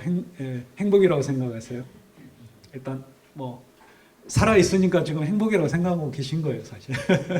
안 그랬으면 이미 세상을 떠났겠죠. 아무튼 저도 그렇습니다. 사람이 이제 아킬레우스도 좀 이따 소개가 되는데요. 살면서 이제 온갖 시련을 겪고 어려움이 있으니까 아이고 막 우리 어머니도 맨날 막 자식들의 속을 썩이면 아유 내가 빨리 죽어야지 이렇게 자식이 아니라 왼수다 뭐 이런 말씀 하시고 그러는데 여전히 그래 내가 행복하게 잘 살고 있습니다. 예, 실레노스의 지혜라는 건데요. 그 디오니소스의 종자입니다. 그러니까 디오니소스를 어렸을 때 양육을 하고 그런데요. 그게 신화에 나온 그 종자인데 이게 좀 자세한 이야기는 빼겠습니다. 아무튼 소아시아의 프리기아라고 하는 그 지역에 우리가 잘 알고 있는 그 마이다스 손 있죠. 황금으로 이렇게 손을 만지면 모든 게 황금으로 변하는. 그래 딸까지 이제 황금으로 변하자 이거 안 되겠다. 그래서 다시 그런 힘을 좀 없애달라. 그래서 강가에서 이제 뭐 목욕을 했더니 다시 그런 그 기운이 사라졌다 이런 이야기를 하는데요. 이 마이다스가 이제 어느 때 또 이 실레노스 이게 술 먹고 이렇게 완전히 위험한 상황에 있는 실레노스를 구해줬어요. 근데 이 실레노스가 또 인생의 뭔가 진리를 알고 있어요. 그래서 뭔가 묻고 싶은 게 있었어요. 그래서 이 세상에 뭐가 제일 좋냐 이렇게 물어봤어요. 그랬더니 이 실레노스가 그런 이야기했어요. 막 대답을 안 하려고 그랬어요. 왜냐하면 대답이 안 좋은 거이기 때문에. 그래서 막 추궁을 하니까 이 세상에 제일 좋은 거 뭐냐? 이거는 안 태어나는 게 좋다. 이 세상에서. 이 세상에 태어나지 않는 게 가장 좋은 거고 그 다음으로 좋은 게 뭐냐면 태어나자마자 바로 죽는 거. 가능한 한. 왜냐하면 인생 자체가 고통이니까. 이런 식으로 이제 이야기를 했어요. 이게 아리스토텔레스 책에도 나오고 그 다음에 소포클레스의 비극 작품에도 이런 말이 나옵니다. 태어나지 않는 것이 더할 나위 없이 좋은 일이지만 일단 태어났으면 되도록 빨리 왔던 곳으로 되돌아가는 것이 그 다음으로 가장 좋은 일이다. 이게 이제 뭐 어리석은 청춘이 지나면 나이가 들면 막 안 좋은 일만 있다는 거죠. 비사교적이고 뻗응성이고 친구도 없고 또 막 병들고 그렇다는 거죠. 인생이 이제 다 불행으로 이렇게 많이 생각을 하는 거죠. 이 작품이 이제 콜로노스의 오이디푸스라는 작품의 대사인데요. 또 아킬레우스는 또 반대 이야기를 합니다. 아킬레우스는 유명한 그 그리스의 영웅이죠. 트로야 전쟁에서 용감하게 싸우다가 굵고 짧은 인생을 택했는데 죽고 나니까 이게 아니라는 거죠. 멋지게 살다가 빨리 죽어도 괜찮으니까 나는 정말 멋지게 살아야겠다 그랬는데 저승에 가서 오디세우스가 만나봤더니 딴소리를 하다는 거죠. 우리 뭐 화장실에 들어갈 때하고 나올 때하고 다르다고 그러잖아요. 죽고 나니까 아킬레우스가 이런 말을 한다는 거죠. 이 지하세계에서 차가운 지하세계에서 왕 노릇을 하느니 차라리 저 따뜻한 세상에 가서 머슴살이라도 하고 싶다고. 우리 속담에도 그런 이야기 많잖아요. 개똥바닥에 굴러도 저승보다 이승이 낫다고 이야기하는 그 똑같은 비슷한 이야기를 합니다. 그러니까 살아있는 것 자체가 큰 축복이고 행복이라는 거죠. 그 삶을 어떻게 살든지 간에 일단 살아야지 뭘 할 수 있잖아요. 살아야지 행복해질 수도 있고 불행해질 수도 있다는 거죠. 일단 삶이 전제가 되지 않으면 행불행을 논할 수조차도 없다는 거죠. 소크라테스도 죽음에 대해서 이제 아까는 좀 비관적으로 보통의 사람들은 그러니까 탄생에 대해서도 이제 살아있는 것에 대해서도 갈려요. 이게 좋은 거다, 나쁜 거다. 아킬레우스처럼 이제 또 다시 한번 그 생을 살아보고 싶다. 그렇게 또 생에 대한 애착을 그러니까 그리스도인들이 굉장히 다양한 이야기를 해요. 하나만 이야기를 하는 게 아니라 여러 가지 입장들을 탄생에 대해서도 그렇고 죽음에 대해서도. 보통의 사람들은 죽음은 뭐죠? 악이죠, 악. 살고 싶어요, 또. 근데 또 철학자들은 죽음 자체는 또 아우렐리우스도 마찬가지입니다. 죽음 자체는 나쁜 거 아니다는 거죠. 언젠가 떠나는 거고 우리가 또 언제 떠날지는 내 마음대로 될 수가 없는 거예요. 여러분 내 마음대로 태어났습니까? 나는 1966년에 태어나고 싶어서 그 딱 내 생일에 내가 마음 먹고 태어난 것도 아니잖아요. 우연한 거예요. 죽는 것도 우연이에요. 내 마음대로 할 수가 없어요. 그리고 내가 빨리 죽든 늦게 죽든 그것도 우연이라는 거죠. 언제 죽을지 모르는 거죠.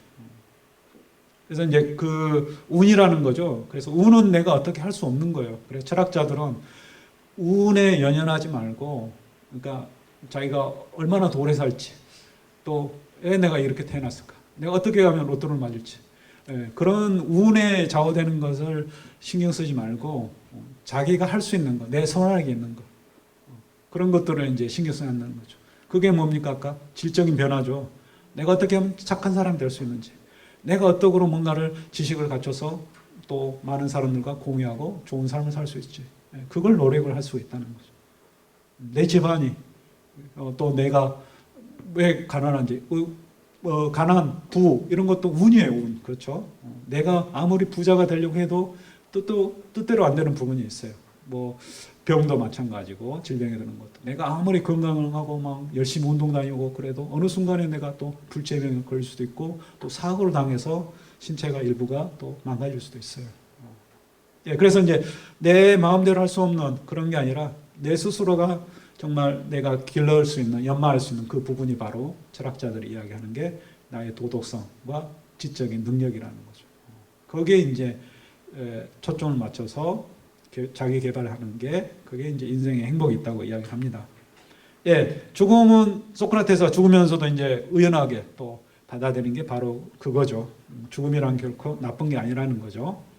그래서 이 유언을 남기고 또 마지막 유언에 또 의술의 신인 아스클레피오스에게 또 신성한 멘트를 하죠. 그러니까 신에게 이제 닭 한 마리를 바쳐서 예의를 갖추라는 거죠. 내가 죽음으로써 나의 몸에서 나의 영혼이 혼이 떠나면서 이게 이제 예전부터 철학자들은 내 몸뚱아리를 나의 마음을 가둬두고 있는 감옥이나 무덤과 같다고 그랬어요. 그래서 무덤 감옥에서 벗어나는 거니까 해방되는 거잖아요. 기본적으로. 그래서 나의 영혼이 치유가 된다는 거죠. 병든 몸 안에 있다가 벗어나는 거기 때문에 자유로운 정신이 된다는 거죠. 그래서 혼의 불멸을 많이 이야기를 합니다. 흔히 이제 영혼 불멸설이라고 하죠. 예, 또 에우리피데스에 보면 여기 이제 비관적인 거가 있지만, 그러니까 이 태어나면 또 슬퍼야 된다. 그런데 또 막상 힘겨운 인생 역정을 떠날 때는 우리는 반대죠. 슬퍼해가지고 막 울잖아요. 근데 서구 영화에 보면 덤덤하잖아요. 별로 우는 사람도 없고 언젠가는 떠나고 또 고인을 또 심지어는 웃으면서 보내줘야 돼요. 그렇죠? 살아있는 사람이 정말 즐거운 마음으로, 가벼운 마음으로 이렇게 보내주기를 또 고인은 또 원할 수 있다는 거죠. 자기가 죽었다고 막 애통해하거나 막 할 일도 제대로 못하고 그러면 그게 고인이 바라는 게 또 아닐 수도 있다는 거죠. 예, 플라톤은 이제 너 자신을 알라라는 그 예전에 그 유명한 그 말을 통해서 이제 철학을 하면서 결국 이제 인간 내면의 성찰을 통해서 뭔가 좀 인간다운 그런 가치를 추구를 하고, 또 동물들처럼 이렇게 땅바닥에 있는 뭔가 먹이를 찾아가면서 그 다툼을 벌일 게 아니라 저 하늘을 쳐다보면서, 우리가 직립보행하잖아요. 동물들은 뭐죠? 발다리가 다 땅을 향해 있어요. 머리를 둘 수가 없어요. 우리 사람도 그렇죠. 개나 고양이나 말처럼 손을 땅바닥에 짚으면 머리를 둘 수가 없어요. 예, 직립보행을 하기 때문에 두 팔이 자유롭고, 또 두 팔을 자유롭게 사용을 하면서 여러 가지 도구를 만들고 손을 잘 써서, 인간은 기본적으로 제작이죠. 뭔가를 만들어낼 수 있는, 그래서 기술이 발전하고 학문이 발전하고 이제 그러게 됐어요. 또 직립보행을 하고 또 머리가 하늘을 향해 있다는 거죠. 그 하늘을 향한 머리를 위쪽을 보면서 뭔가 고귀한 가치, 이런 것들을 추구를 해야 된다는 거죠. 그게 이제 아까 말씀드린 대로 감성, 아까 물리적인 영향, 추위나 더위, 이걸 피하기 위해서 내가 이성의 능력을 발휘하는 것처럼 또 인간들 사이에서 일어날 수 있는 그 감정이나 욕구, 욕망, 그게 이제 다 뭐죠? 욕망, 욕구가 또 어떻게 일어나요? 내가 그걸 보니까, 딴 사람이 잘 사는 걸 보고 또 딴 사람이 멋진 걸 보고서 내가 그걸 얻고자 욕구가 일어나는 거잖아요. 그럼 안 볼 수는 없는 거죠. 내가 추위를 안 탈 수 없죠. 더위를 안 탈 수가 없어요. 그럼 뭐죠?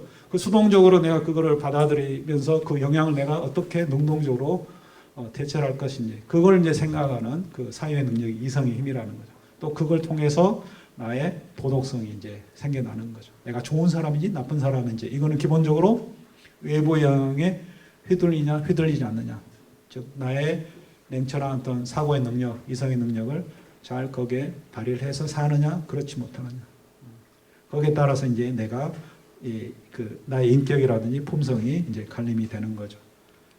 예, 그래서 인생의 길을 아까 지난번에도 잠깐 소개했죠. 영웅 이야기하면서 헤라클레스가 젊었을 때 이제 인생의 길을 어떤 길로 가야 될지, 편안한 길을 갈지 아니면은 좀 힘든 그런 인생의 길로 갈 것인지, 여러분들도 이제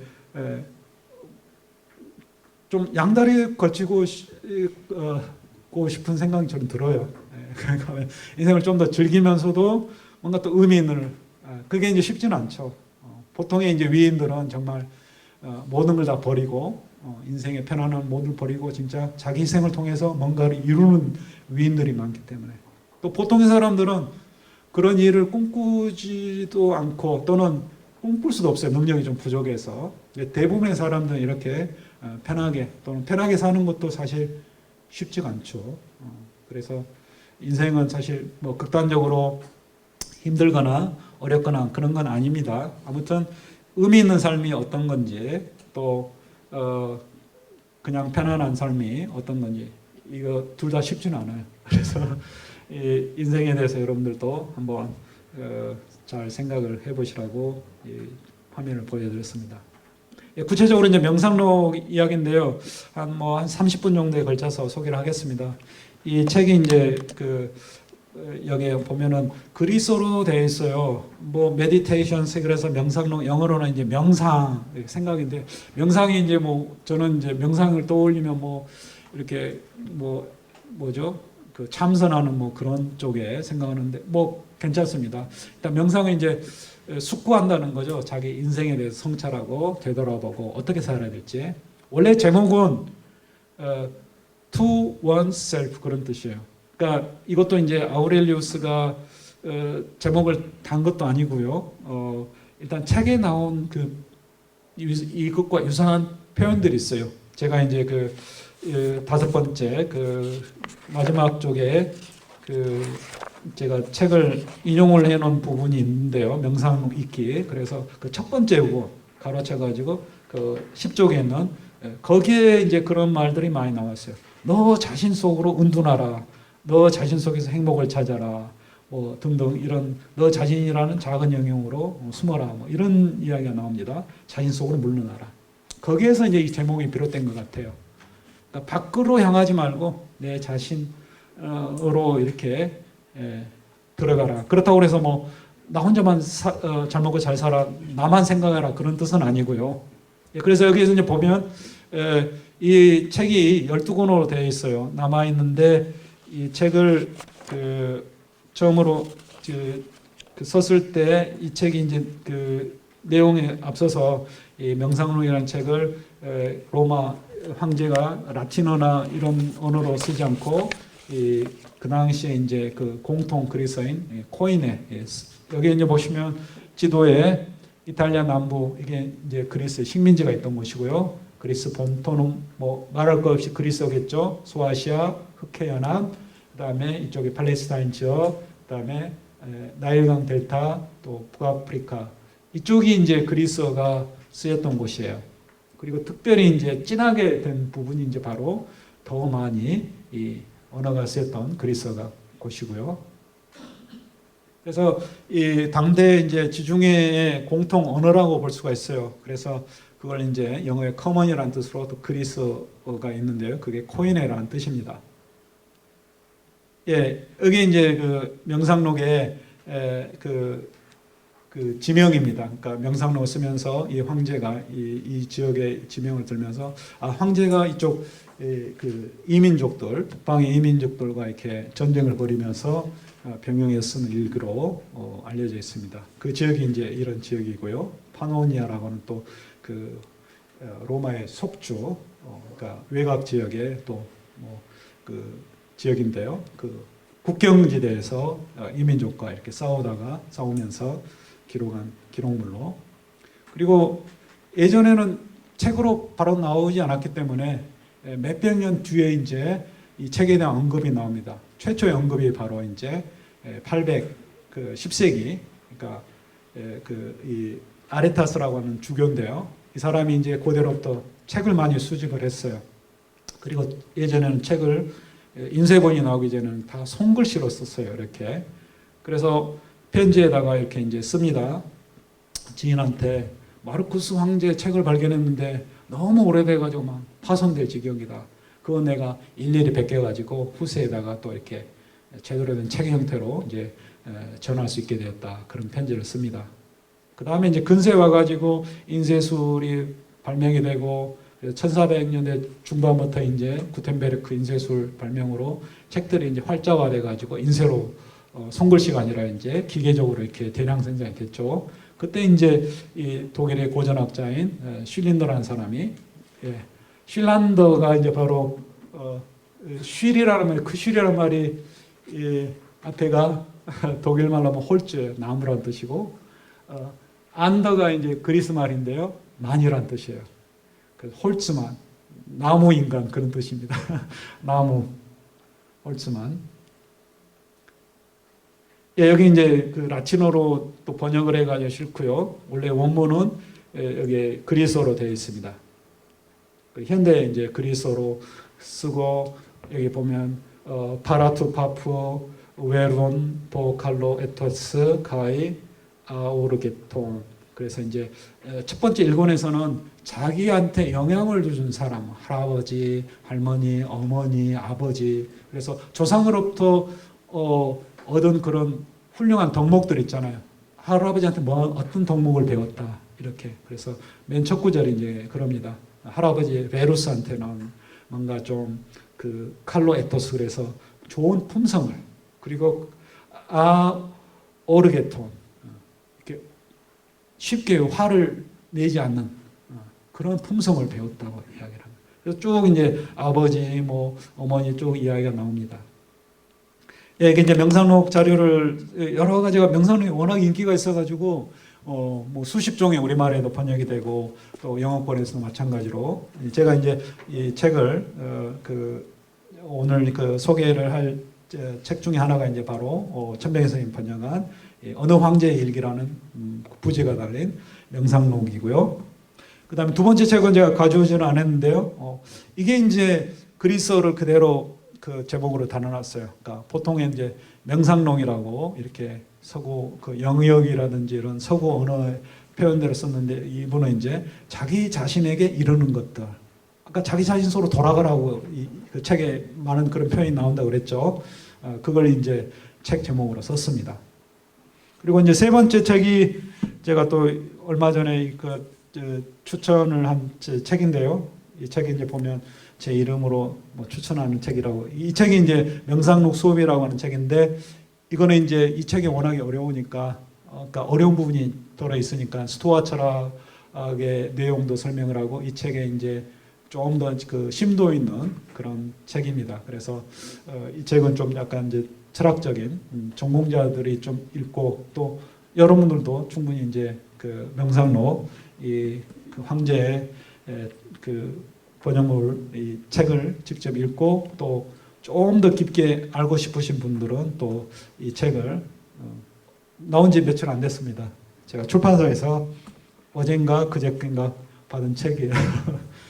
네, 그래서 한번 보시고요, 참고로. 자, 책의 내용은 아까 이제 말했습니다. 철학은 존재론이고 인식론이고 윤리학이라고. 그래서 우주가 어떤지, 이 세상 안에서 인간이라는 존재가 어떤 위치에 있는지. 결국은 이제 아우렐리우스는 이 한 국가의 시민이고 인류는 또 그 거대한 우주는 신의 섭리에 따라서 지배가 되고 만물은 또 자연에서 왔다가 자연으로 돌아간다. 또 인식론. 아까 말씀드렸죠. 잘못된 인사. 외부에 제가 이제 겉모습 멀쩡하잖아요. 한쪽 귀가 안 들려요. 모르죠. 제가 이야기하지 않는 인사가. 그렇다는 거죠.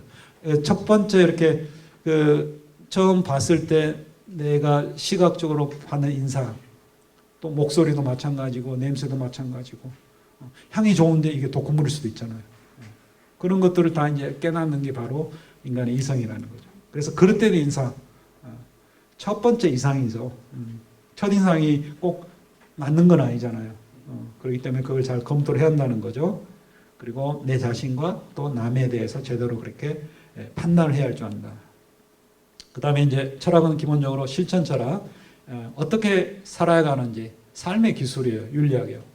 인생은 한순간에 불과하다. 굉장히 허무주의적이죠. 맞습니다. 한순간입니다. 이게 이제 기원 180년, 200년, 지금부터 한 180년인 1800년이죠. 1800년이 사실 제가 이제 60 가까이 되는데요. 제가 60년 살았어요. 근데 60년이 금방인 것 같아요. 1800 나누기 60이면 얼마인가요? 6, 38, 30번이잖아요. 60생이라고 한다면 30번밖에 안 돼요. 그러니까 내 그 60년이라는 생이 짧은데 그게 한 30번밖에 안 되는 그 전의 사람이에요. 그러니까 굉장히 이 세계가 그 짧은 순간에 아주 아득한 먼 옛날처럼 생각하지만 사실 또 좀 세월을 살아본 사람의 입장에 보면 얼마 안 돼요, 순간이. 이 사람도. 예. 또 아무리 위대한 인물이라 하더라도 또 사람들의 기억 속에서 금방 잊힌다. 그래서 이제 주장을 하는 거예요. 외부의 어떤 고통이라든지 쾌락에서 피해서 파토스, 이게 이제 정념이에요, 정념. 그러니까 외부의 영향, 특히 이제 감정적인 거. 물질적인 영향은 추위나 더위라 그랬죠. 내 몸에 다가오는 어떤 자극을 우리가 능동적으로 대처하듯이 또 정념, 감정으로 인해서 내게 생기는 그 정념에서 벗어나야 한다는 거죠. 또 자연의 이법인 로고스에 따라서 인생을 살아야 한다. 예, 스토아 철학자고요. 아우렐리우스도 이제 철학사에서 또 후기 스토아 철학자의 한 명으로, 또 이 당대 이제 유명한 또 철학 학파 중에 하나가 또 에피쿠로스 학파인데요. 에피쿠로스 학파는 모든 게 물질이에요. 신조차도 원자들의 결합으로. 그래서 신의 섭리는 또 부정을 하고, 또 철학적으로 좀 개념이 많이 다릅니다만은요. 기본적으로 이제 에피쿠로스도 쾌락주의자라고 많이 불리는데요. 사실 그 쾌락도 이제 육체적인 향락보다는 정신적인 즐거움, 이런 쪽입니다. 스토아파가 이제 바로 아우렐리우스가 소개하는, 이 책에서 소개하는 그 철학 사상인데요. 이게 이제 스토아가 그런 말입니다. 그리스어로 스토아란 말이 그 기둥, 돌기둥. 이 사람들이 아테네에서 이 학교를 제대로 차림하는 그 재력이 없었어요. 재정적인 그 능력이. 그래서 그 공공 건물의 그 주랑, 기둥 사이에서 왔다 갔다 하면서 철학적인 담론을 버렸다. 그래서 스토아라는 말이 바로 기둥철학입니다. 기둥철학. 예, 아무튼 후대에 또 영향을 미쳤고요. 이 사람들은 이제 우주 자연 이런 것들이 다 이법이 있다는 거고, 또 그런 우주의 이치, 이법에 따른 삶이 좋은 삶이라는 거고, 그리고 또 남과 더불어서 사는 삶을 봉사 의무를 강조하고요. 요즘 교회에서도 그렇죠. 봉사하는, 이웃에 대해서 봉사하고, 또 자기 해야 될 어떤 도리, 의무가 있다는 거죠. 죽음은 또 당연한 거고, 그렇다는 거고요. 자, 명상록 읽기로 가겠습니다. 이 다섯 번째 이제 그건데요. 책 제목과 관련해 가지고 이제 처음에 나오는 그 부분이 이제 바로 내 안에 뭔가가 있고요. 그게 이제 바로 지배적인 이성이라는 게, 사실 그 지배적이란 말은 중요한 부분, 그런 뜻도 있어요. 우리 그 주님을 퀴리오스라고 그러잖아요. 퀴리오스란 말이 지배한다, 주다. 주님이 그래서 주잖아요. 주님, 주인님이에요. 사실 주인이 퀴리오스란 말이. 그게 이제 또 지배적이고 나를 지배하고 또 가장 핵심적인 부분이라는 거죠. 그래서 내 안에 뭔가가 있는데 나를 주도하고 있는, 지배하고 있는 나의 뭔가가 있는데 그게 바로 이성이라는 거죠.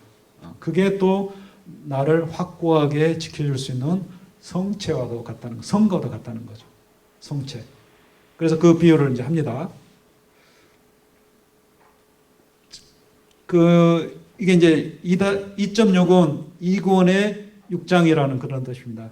그 다음에 이제 인용한 게 4장의, 그러니까 4권의 3장의 1절 그런 뜻이고요. 그래서 뭐 성경에도 뭐 마태복음 몇 장 몇 절 그러잖아요. 그런 것처럼 이렇게 약칭으로 표현을 해놨습니다. 자, 혼이여 너는 자신을 학대하고 있구나. 그러면 너는 자신을 존중할 기회를 다시는 얻지 못할 것이다. 우리 인생은 짧고 네 인생도 거의 끝나간다. 하지만 아직도 자신을 존중하지 않고 남의 혼에서 행복을 찾는 거라. 그러니까 행복은 자기한테 있는 거예요. 자기 안에서 찾아야지 남의 뭔가를 보고서 거기에서 행복을 찾으면 안 된다는 거죠. 그래서 이제 이 책의 제목처럼 너 자신 안으로, 자기 자신 안으로 그걸 이제 여러 차례 반복을 합니다. 뭐 시골이나 뭐 산속, 막 거기 가서 막 숨어서 사는 거, 그거는 아니라는 거죠. 거기 가지 않고서도 내가 내 내면 속으로 숨을 수가 있다는 거죠. 자기 자신의 혼보다 더 조용하고 한적한 은신처는 없다. 자기 내면을 들여보기만 해도 마음이 편안해지는 사람이 특히 그렇다. 그래서 또 다른 사권에 보면은요, 너 자신이라는 아주 조그만 영역, 그렇죠? 우리의 머리, 두뇌는 인체에서 아주 조그만 부분인데 그게 또 가장 중요한 부분이에요. 우리가 몸은 말짱한데 뭐죠? 정신이 뭔가 제대로 작동 안 되면 식물 인간이 되잖아요. 그렇죠? 식물과 다를 바 없어요. 우리가 동물인데 움직이지 못하고 또 사회작용을 제대로 못하면 이건 이제 제대로 된 인간이 아니라는 거죠. 사실 살아있긴 한데. 예, 그 다음에 이제 온 우주는 변화이고 인생은 의견이다. 그런데 의견이라는 게 이제 바로 외부의 인상을 통해서 첫 인상을 통해서 내가 갖게 되는 막연한 생각이에요. 그러니까 제대로 된 생각이 아니라 외부에 비치는 대로 내가 그게 따라서 생각을 하는 거예요. 자, 그래서 마음이 어지러워지면 네 자신 안으로 들어가고 허둥대지 말고 너 자신으로 물러나라. 지배적이고 또 이성적인 부분. 그게 이제 로고스죠. 로고스가 이제 바로 또 굉장히 후대 또 스피노자도 스토아 철학의 영향을 많이 받아서요. 우주하고 실체하고 이성하고 뭐 로고스 다 이제 같은 개념으로 봅니다. 그러니까 이 세상 모든 게 하나고 그 하나가 바로 로고스라는 거죠. 로고스. 이성적인 거, 입법. 거기에 우리가 잘 충실하면 된다는 거예요. 너 자신이라는 게, 그 아니라는 게 바로 이제 나의 이성의 능력의 부분이죠. 그거에 또 나를 주도하는 거고. 이게 그리스어로 이제 헤게모니콘이라고 하는데요. 여러분 그 주도권을 영어에서 헤게모니라고 그러죠. 헤게모니. 그게 바로 그리스어예요. 그리스어에서 파생된 말이에요. 네 안을 들여다봐라. 네 안에 종, 선의 셈이 있고 착함의 셈이 있고 그 셈은 네가 늘 퍼내야지 늘 솟아오를 수가 있다. 그랬어요. 성취하다 같다. 정염에서 자유로운 마음. 그게 아까 파토스예요. 외부의 감정적인 영향. 내가 타인과의 사회에서 생겨나는 교류 속에서 생겨나는 그런 그 감정적인 거, 또 이런 것들 외부의 영향을 거기서 벗어나야 한다는 거죠. 그래야만이 내가 성취와도 같은 그런 상태가 된다는 거죠. 예, 이게 이제 내 자신 안으로 보고요. 내가 이제 외부의 영향에 휘둘리면 이런 게 생기죠. 망상, 인상, 표상, 의견 이런 것도 생기는데 이게 다 이제 철학적인 개념으로 이게 같은 말이에요. 그리스어로는 망상, 인상, 표상이 특히 이제 표상이라는 말 굉장히 어려워요. 표라는 말은 이제 이미지를 떠올린다는 건데요. 판타시아라고요. 판타시. 그리스어에서 나온 말인데요. 영어 표현을 하면 이제 appearance예요. appear. appear는 나타나다, 보이다죠. 외부에서 사람이 나타나요. 어떤 냄새가 나한테 나타나요. 내 코앞에 등등. 이게 이제 바로 이미지고요. 그게 영어에 이제 보면 판타지아는 영어로 가면 imagination이에요. 그러니까 시각, 감각, 촉각, 오감을 통해서 내가 그 이미지를 만들어내는 또 능력이 바로 표상력, 또 상상력, 뭐 여러 가지 인상력, 뭐 여기에 나온 개념으로 많이 이야기할 수 있어요. 아무튼 이미지라는 게 이제 제대로 된 게 아닐 수도 있다는 거죠. 겉으로 보기에는 멀쩡한데 또 겉으로 보기에는 냄새가 아주 향기로운데 그게 악이 될 수도 있고 나쁜 거일 수도 있다는 거죠. 그래서 의견을 그렇게 외부의 어떤 인상, 잘못된 첫 인상을 버려라는 거죠. 그런 이제 주장을 여기서 합니다. 여러 가지 이야기가 있는데요. 그 이성이 이제 바로 그걸 바로 잡아준다는 거예요. 아까 그 주도적인 지배적인 이성이라고 그랬죠. 여기는 또 왕의 비유를 했어요. 제왕다운 이성이 너에게 알려주는 것만 행하고 그릇된 의견, 그게 아까 말한 그 판타지아예요. 그러니까 인상이 휘둘리면 안 되는 거예요. 봤을 때, 야, 저 사람 정말 부럽다. 아주 넓은 집에 살고 외제차 몰고 다니고. 그런데 그 사람 실제로 정말 그런지는 우리가 알 길이 없어요. 이 사람이 부채가 뭐 빚을 얼마나 지고 있는지, 사기질을 해가지고 돈을 벌고 있지는 않은지, 그거 우리가 알 길이 없죠. 근데 그것만 보고서 그냥 내 눈에 보이는 것만 보고서 정말 그 사람 행복할 거야. 또는 뭐 좋겠다. 그러면 안 된다는 거죠. 또 그 자체가 부나 명예 뭐 이런 것에 진정한 행복이 있다고 철학자는 이야기하지 않는다는 거죠. 예, 이런 이제 망상을 지우고 버리고 거기에 이제 그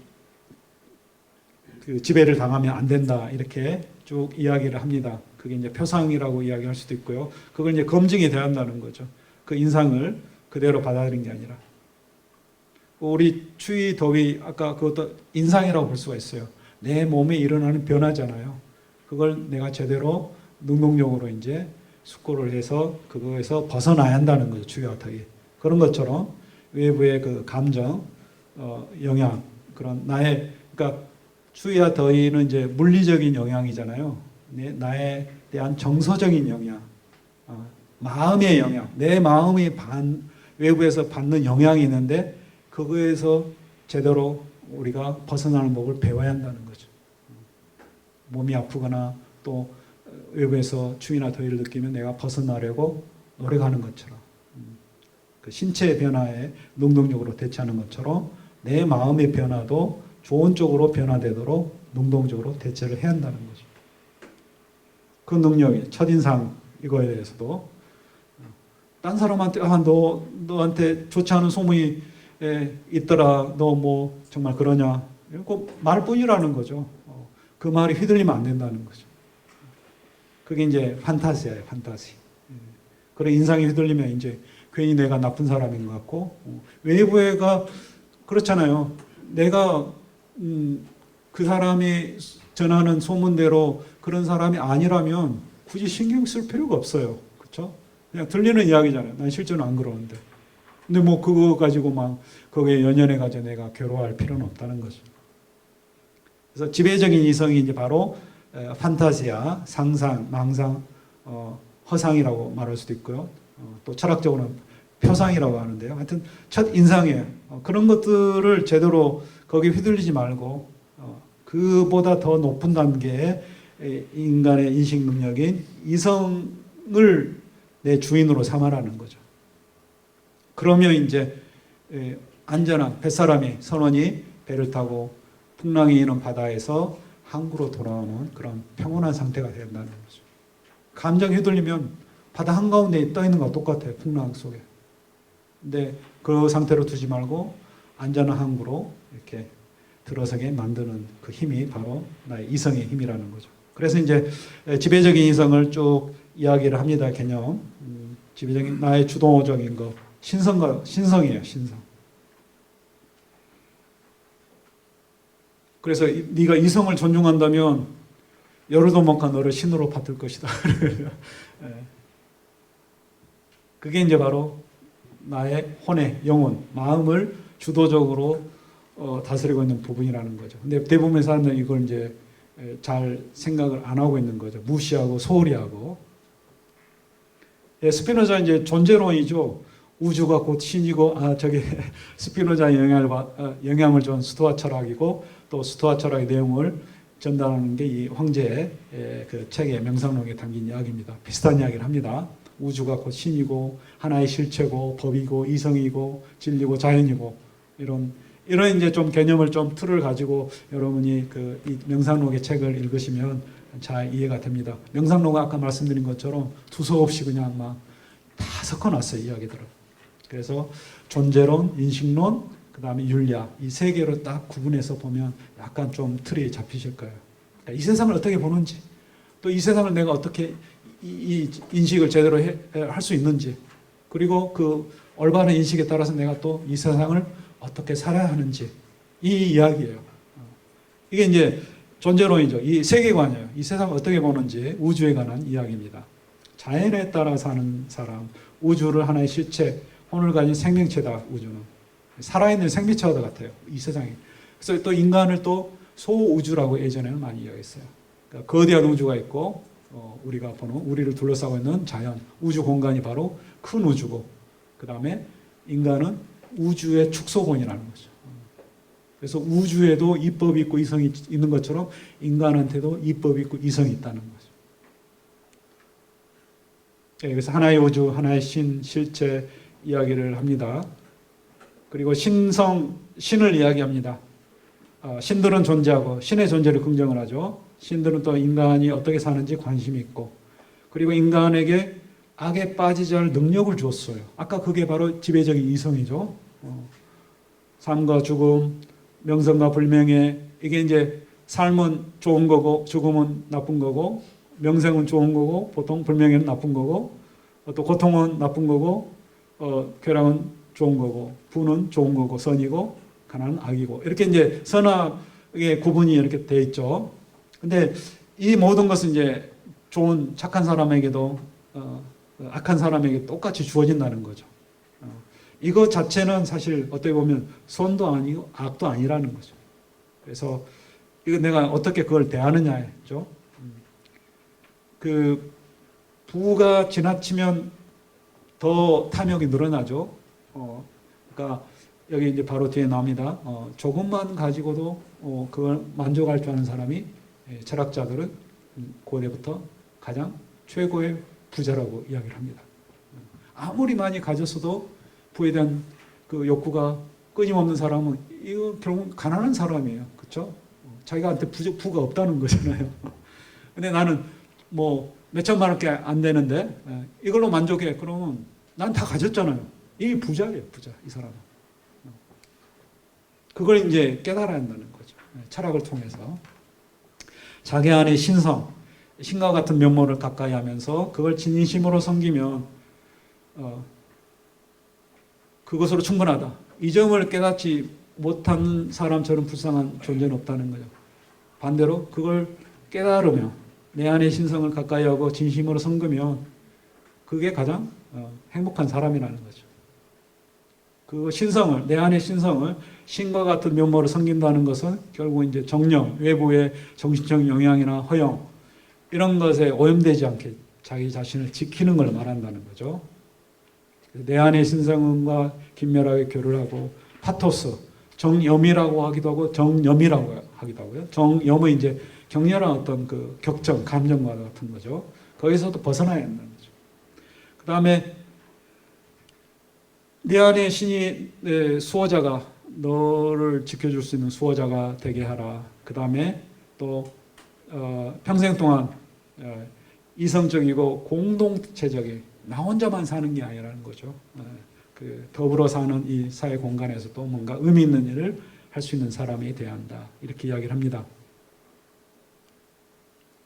그래서 선한 자는 신성을 더럽히거나 또 무수한 상념, 정념, 아까 말한 그 인상이죠. 판타시아. 외로부터 그냥 수동적으로 나한테 들어오는 어떤 영향이에요. 심정적인 영향. 이걸로 내 마음이 어지럽혀지지 않는다는 거죠. 조용히 떠날 각오를 하고 자신의 운명과 사이좋게 지내며 자기가 왜 이런지 신세 타령할 필요 없다는 거죠. 그래서 신과 더불어 살라. 신성이라는 것은 곧 내 자신의 정신, 이성이고 신들은 아첨을 원하는 게 아니라 모든 이성적인 존재, 이성을 능력을 가진 그 인간이 신들과 신 자신들과 같아지기를 원하는 거예요. 신들한테 막 공양도 하고 뭔가를 바치고 절에 가서 교회에 가서 그런 게 아니라 이 사람이 신을 닮아야 한다는 거죠. 신들한테 뭘 바친다고 해서 이 사람이 신이 좋아한다? 그런 게 아니라는 거예요. 신이 원하는 거는 네가 제대로 살아야 한다는 거죠. 나의 닮은 면모를 네가 정성껏 받들어야지 뭔가 공양을 한다고 그래서 뭔가를 바친다고 해서 신이 좋아한다 그렇지는 않다는 거죠. 그게 뭐냐? 꿀벌은 꿀벌이 할 일을 하듯 인간이 해야 할 바를 해야 한다는 거죠. 그게 바로 이제 신의 닮은 면모죠. 너의 이성적인 능력, 정신적인 능력을 잘 가꾸고 닦아야 한다는 거죠. 그래서 인생을 어떻게 살아야 하냐, 윤리학의 문제죠.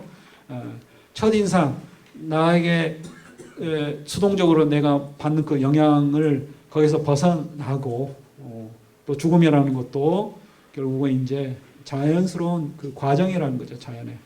그래서 죽음을 일부러 죽을 필요도 없지만은 또 죽음을 회피하려고 아무리 발버둥 쳐도 그것도 안 될 일이라는 거죠. 그래서 현재의 삶을 충실하게 살아라. 3,000년, 3만 년을 산다 해도 현재 삶 사는 것과 똑같다는 거죠. 그래서 현재 시간은 모든 사람에게 길이가 똑같다는, 각자는 현재를 살고 있어요. 이 순간을. 현재는 우리가 좀 넓은 개념입니다만 철학적으로는 순간이에요, 순간.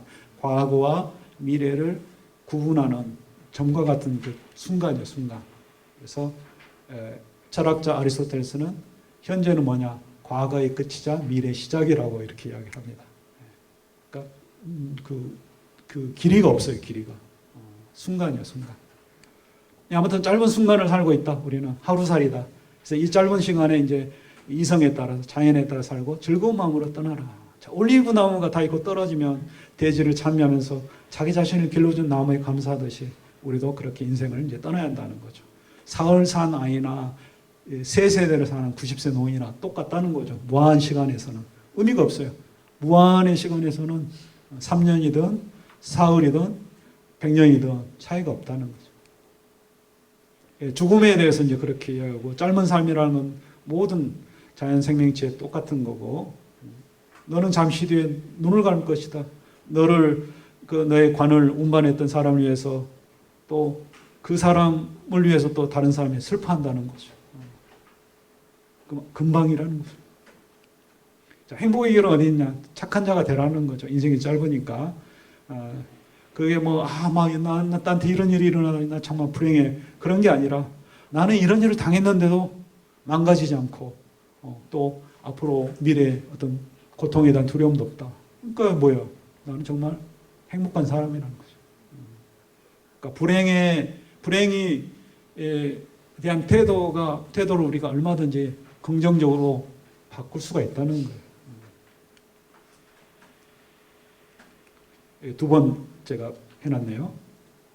그래서 육신이 몸이 굴복하지 않았는데 내 정신 마음이 굴복한다는 것은 이건 지옥이라는 거죠. 그래서 평생을 철학자들 그렇죠. 연설가에 또 갇히기도 한데요. 진실과 정의와 더불어 살아가라.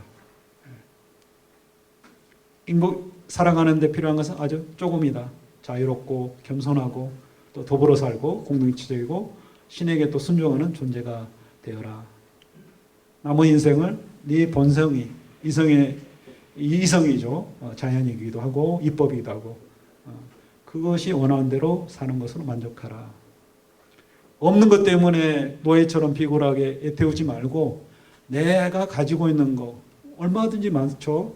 남이 가진 걸 볼 게 아니라 내가 가진 뭔가 좋은 게 있어요. 그걸 소중히 여기면서 자유롭게 살아나는 거죠.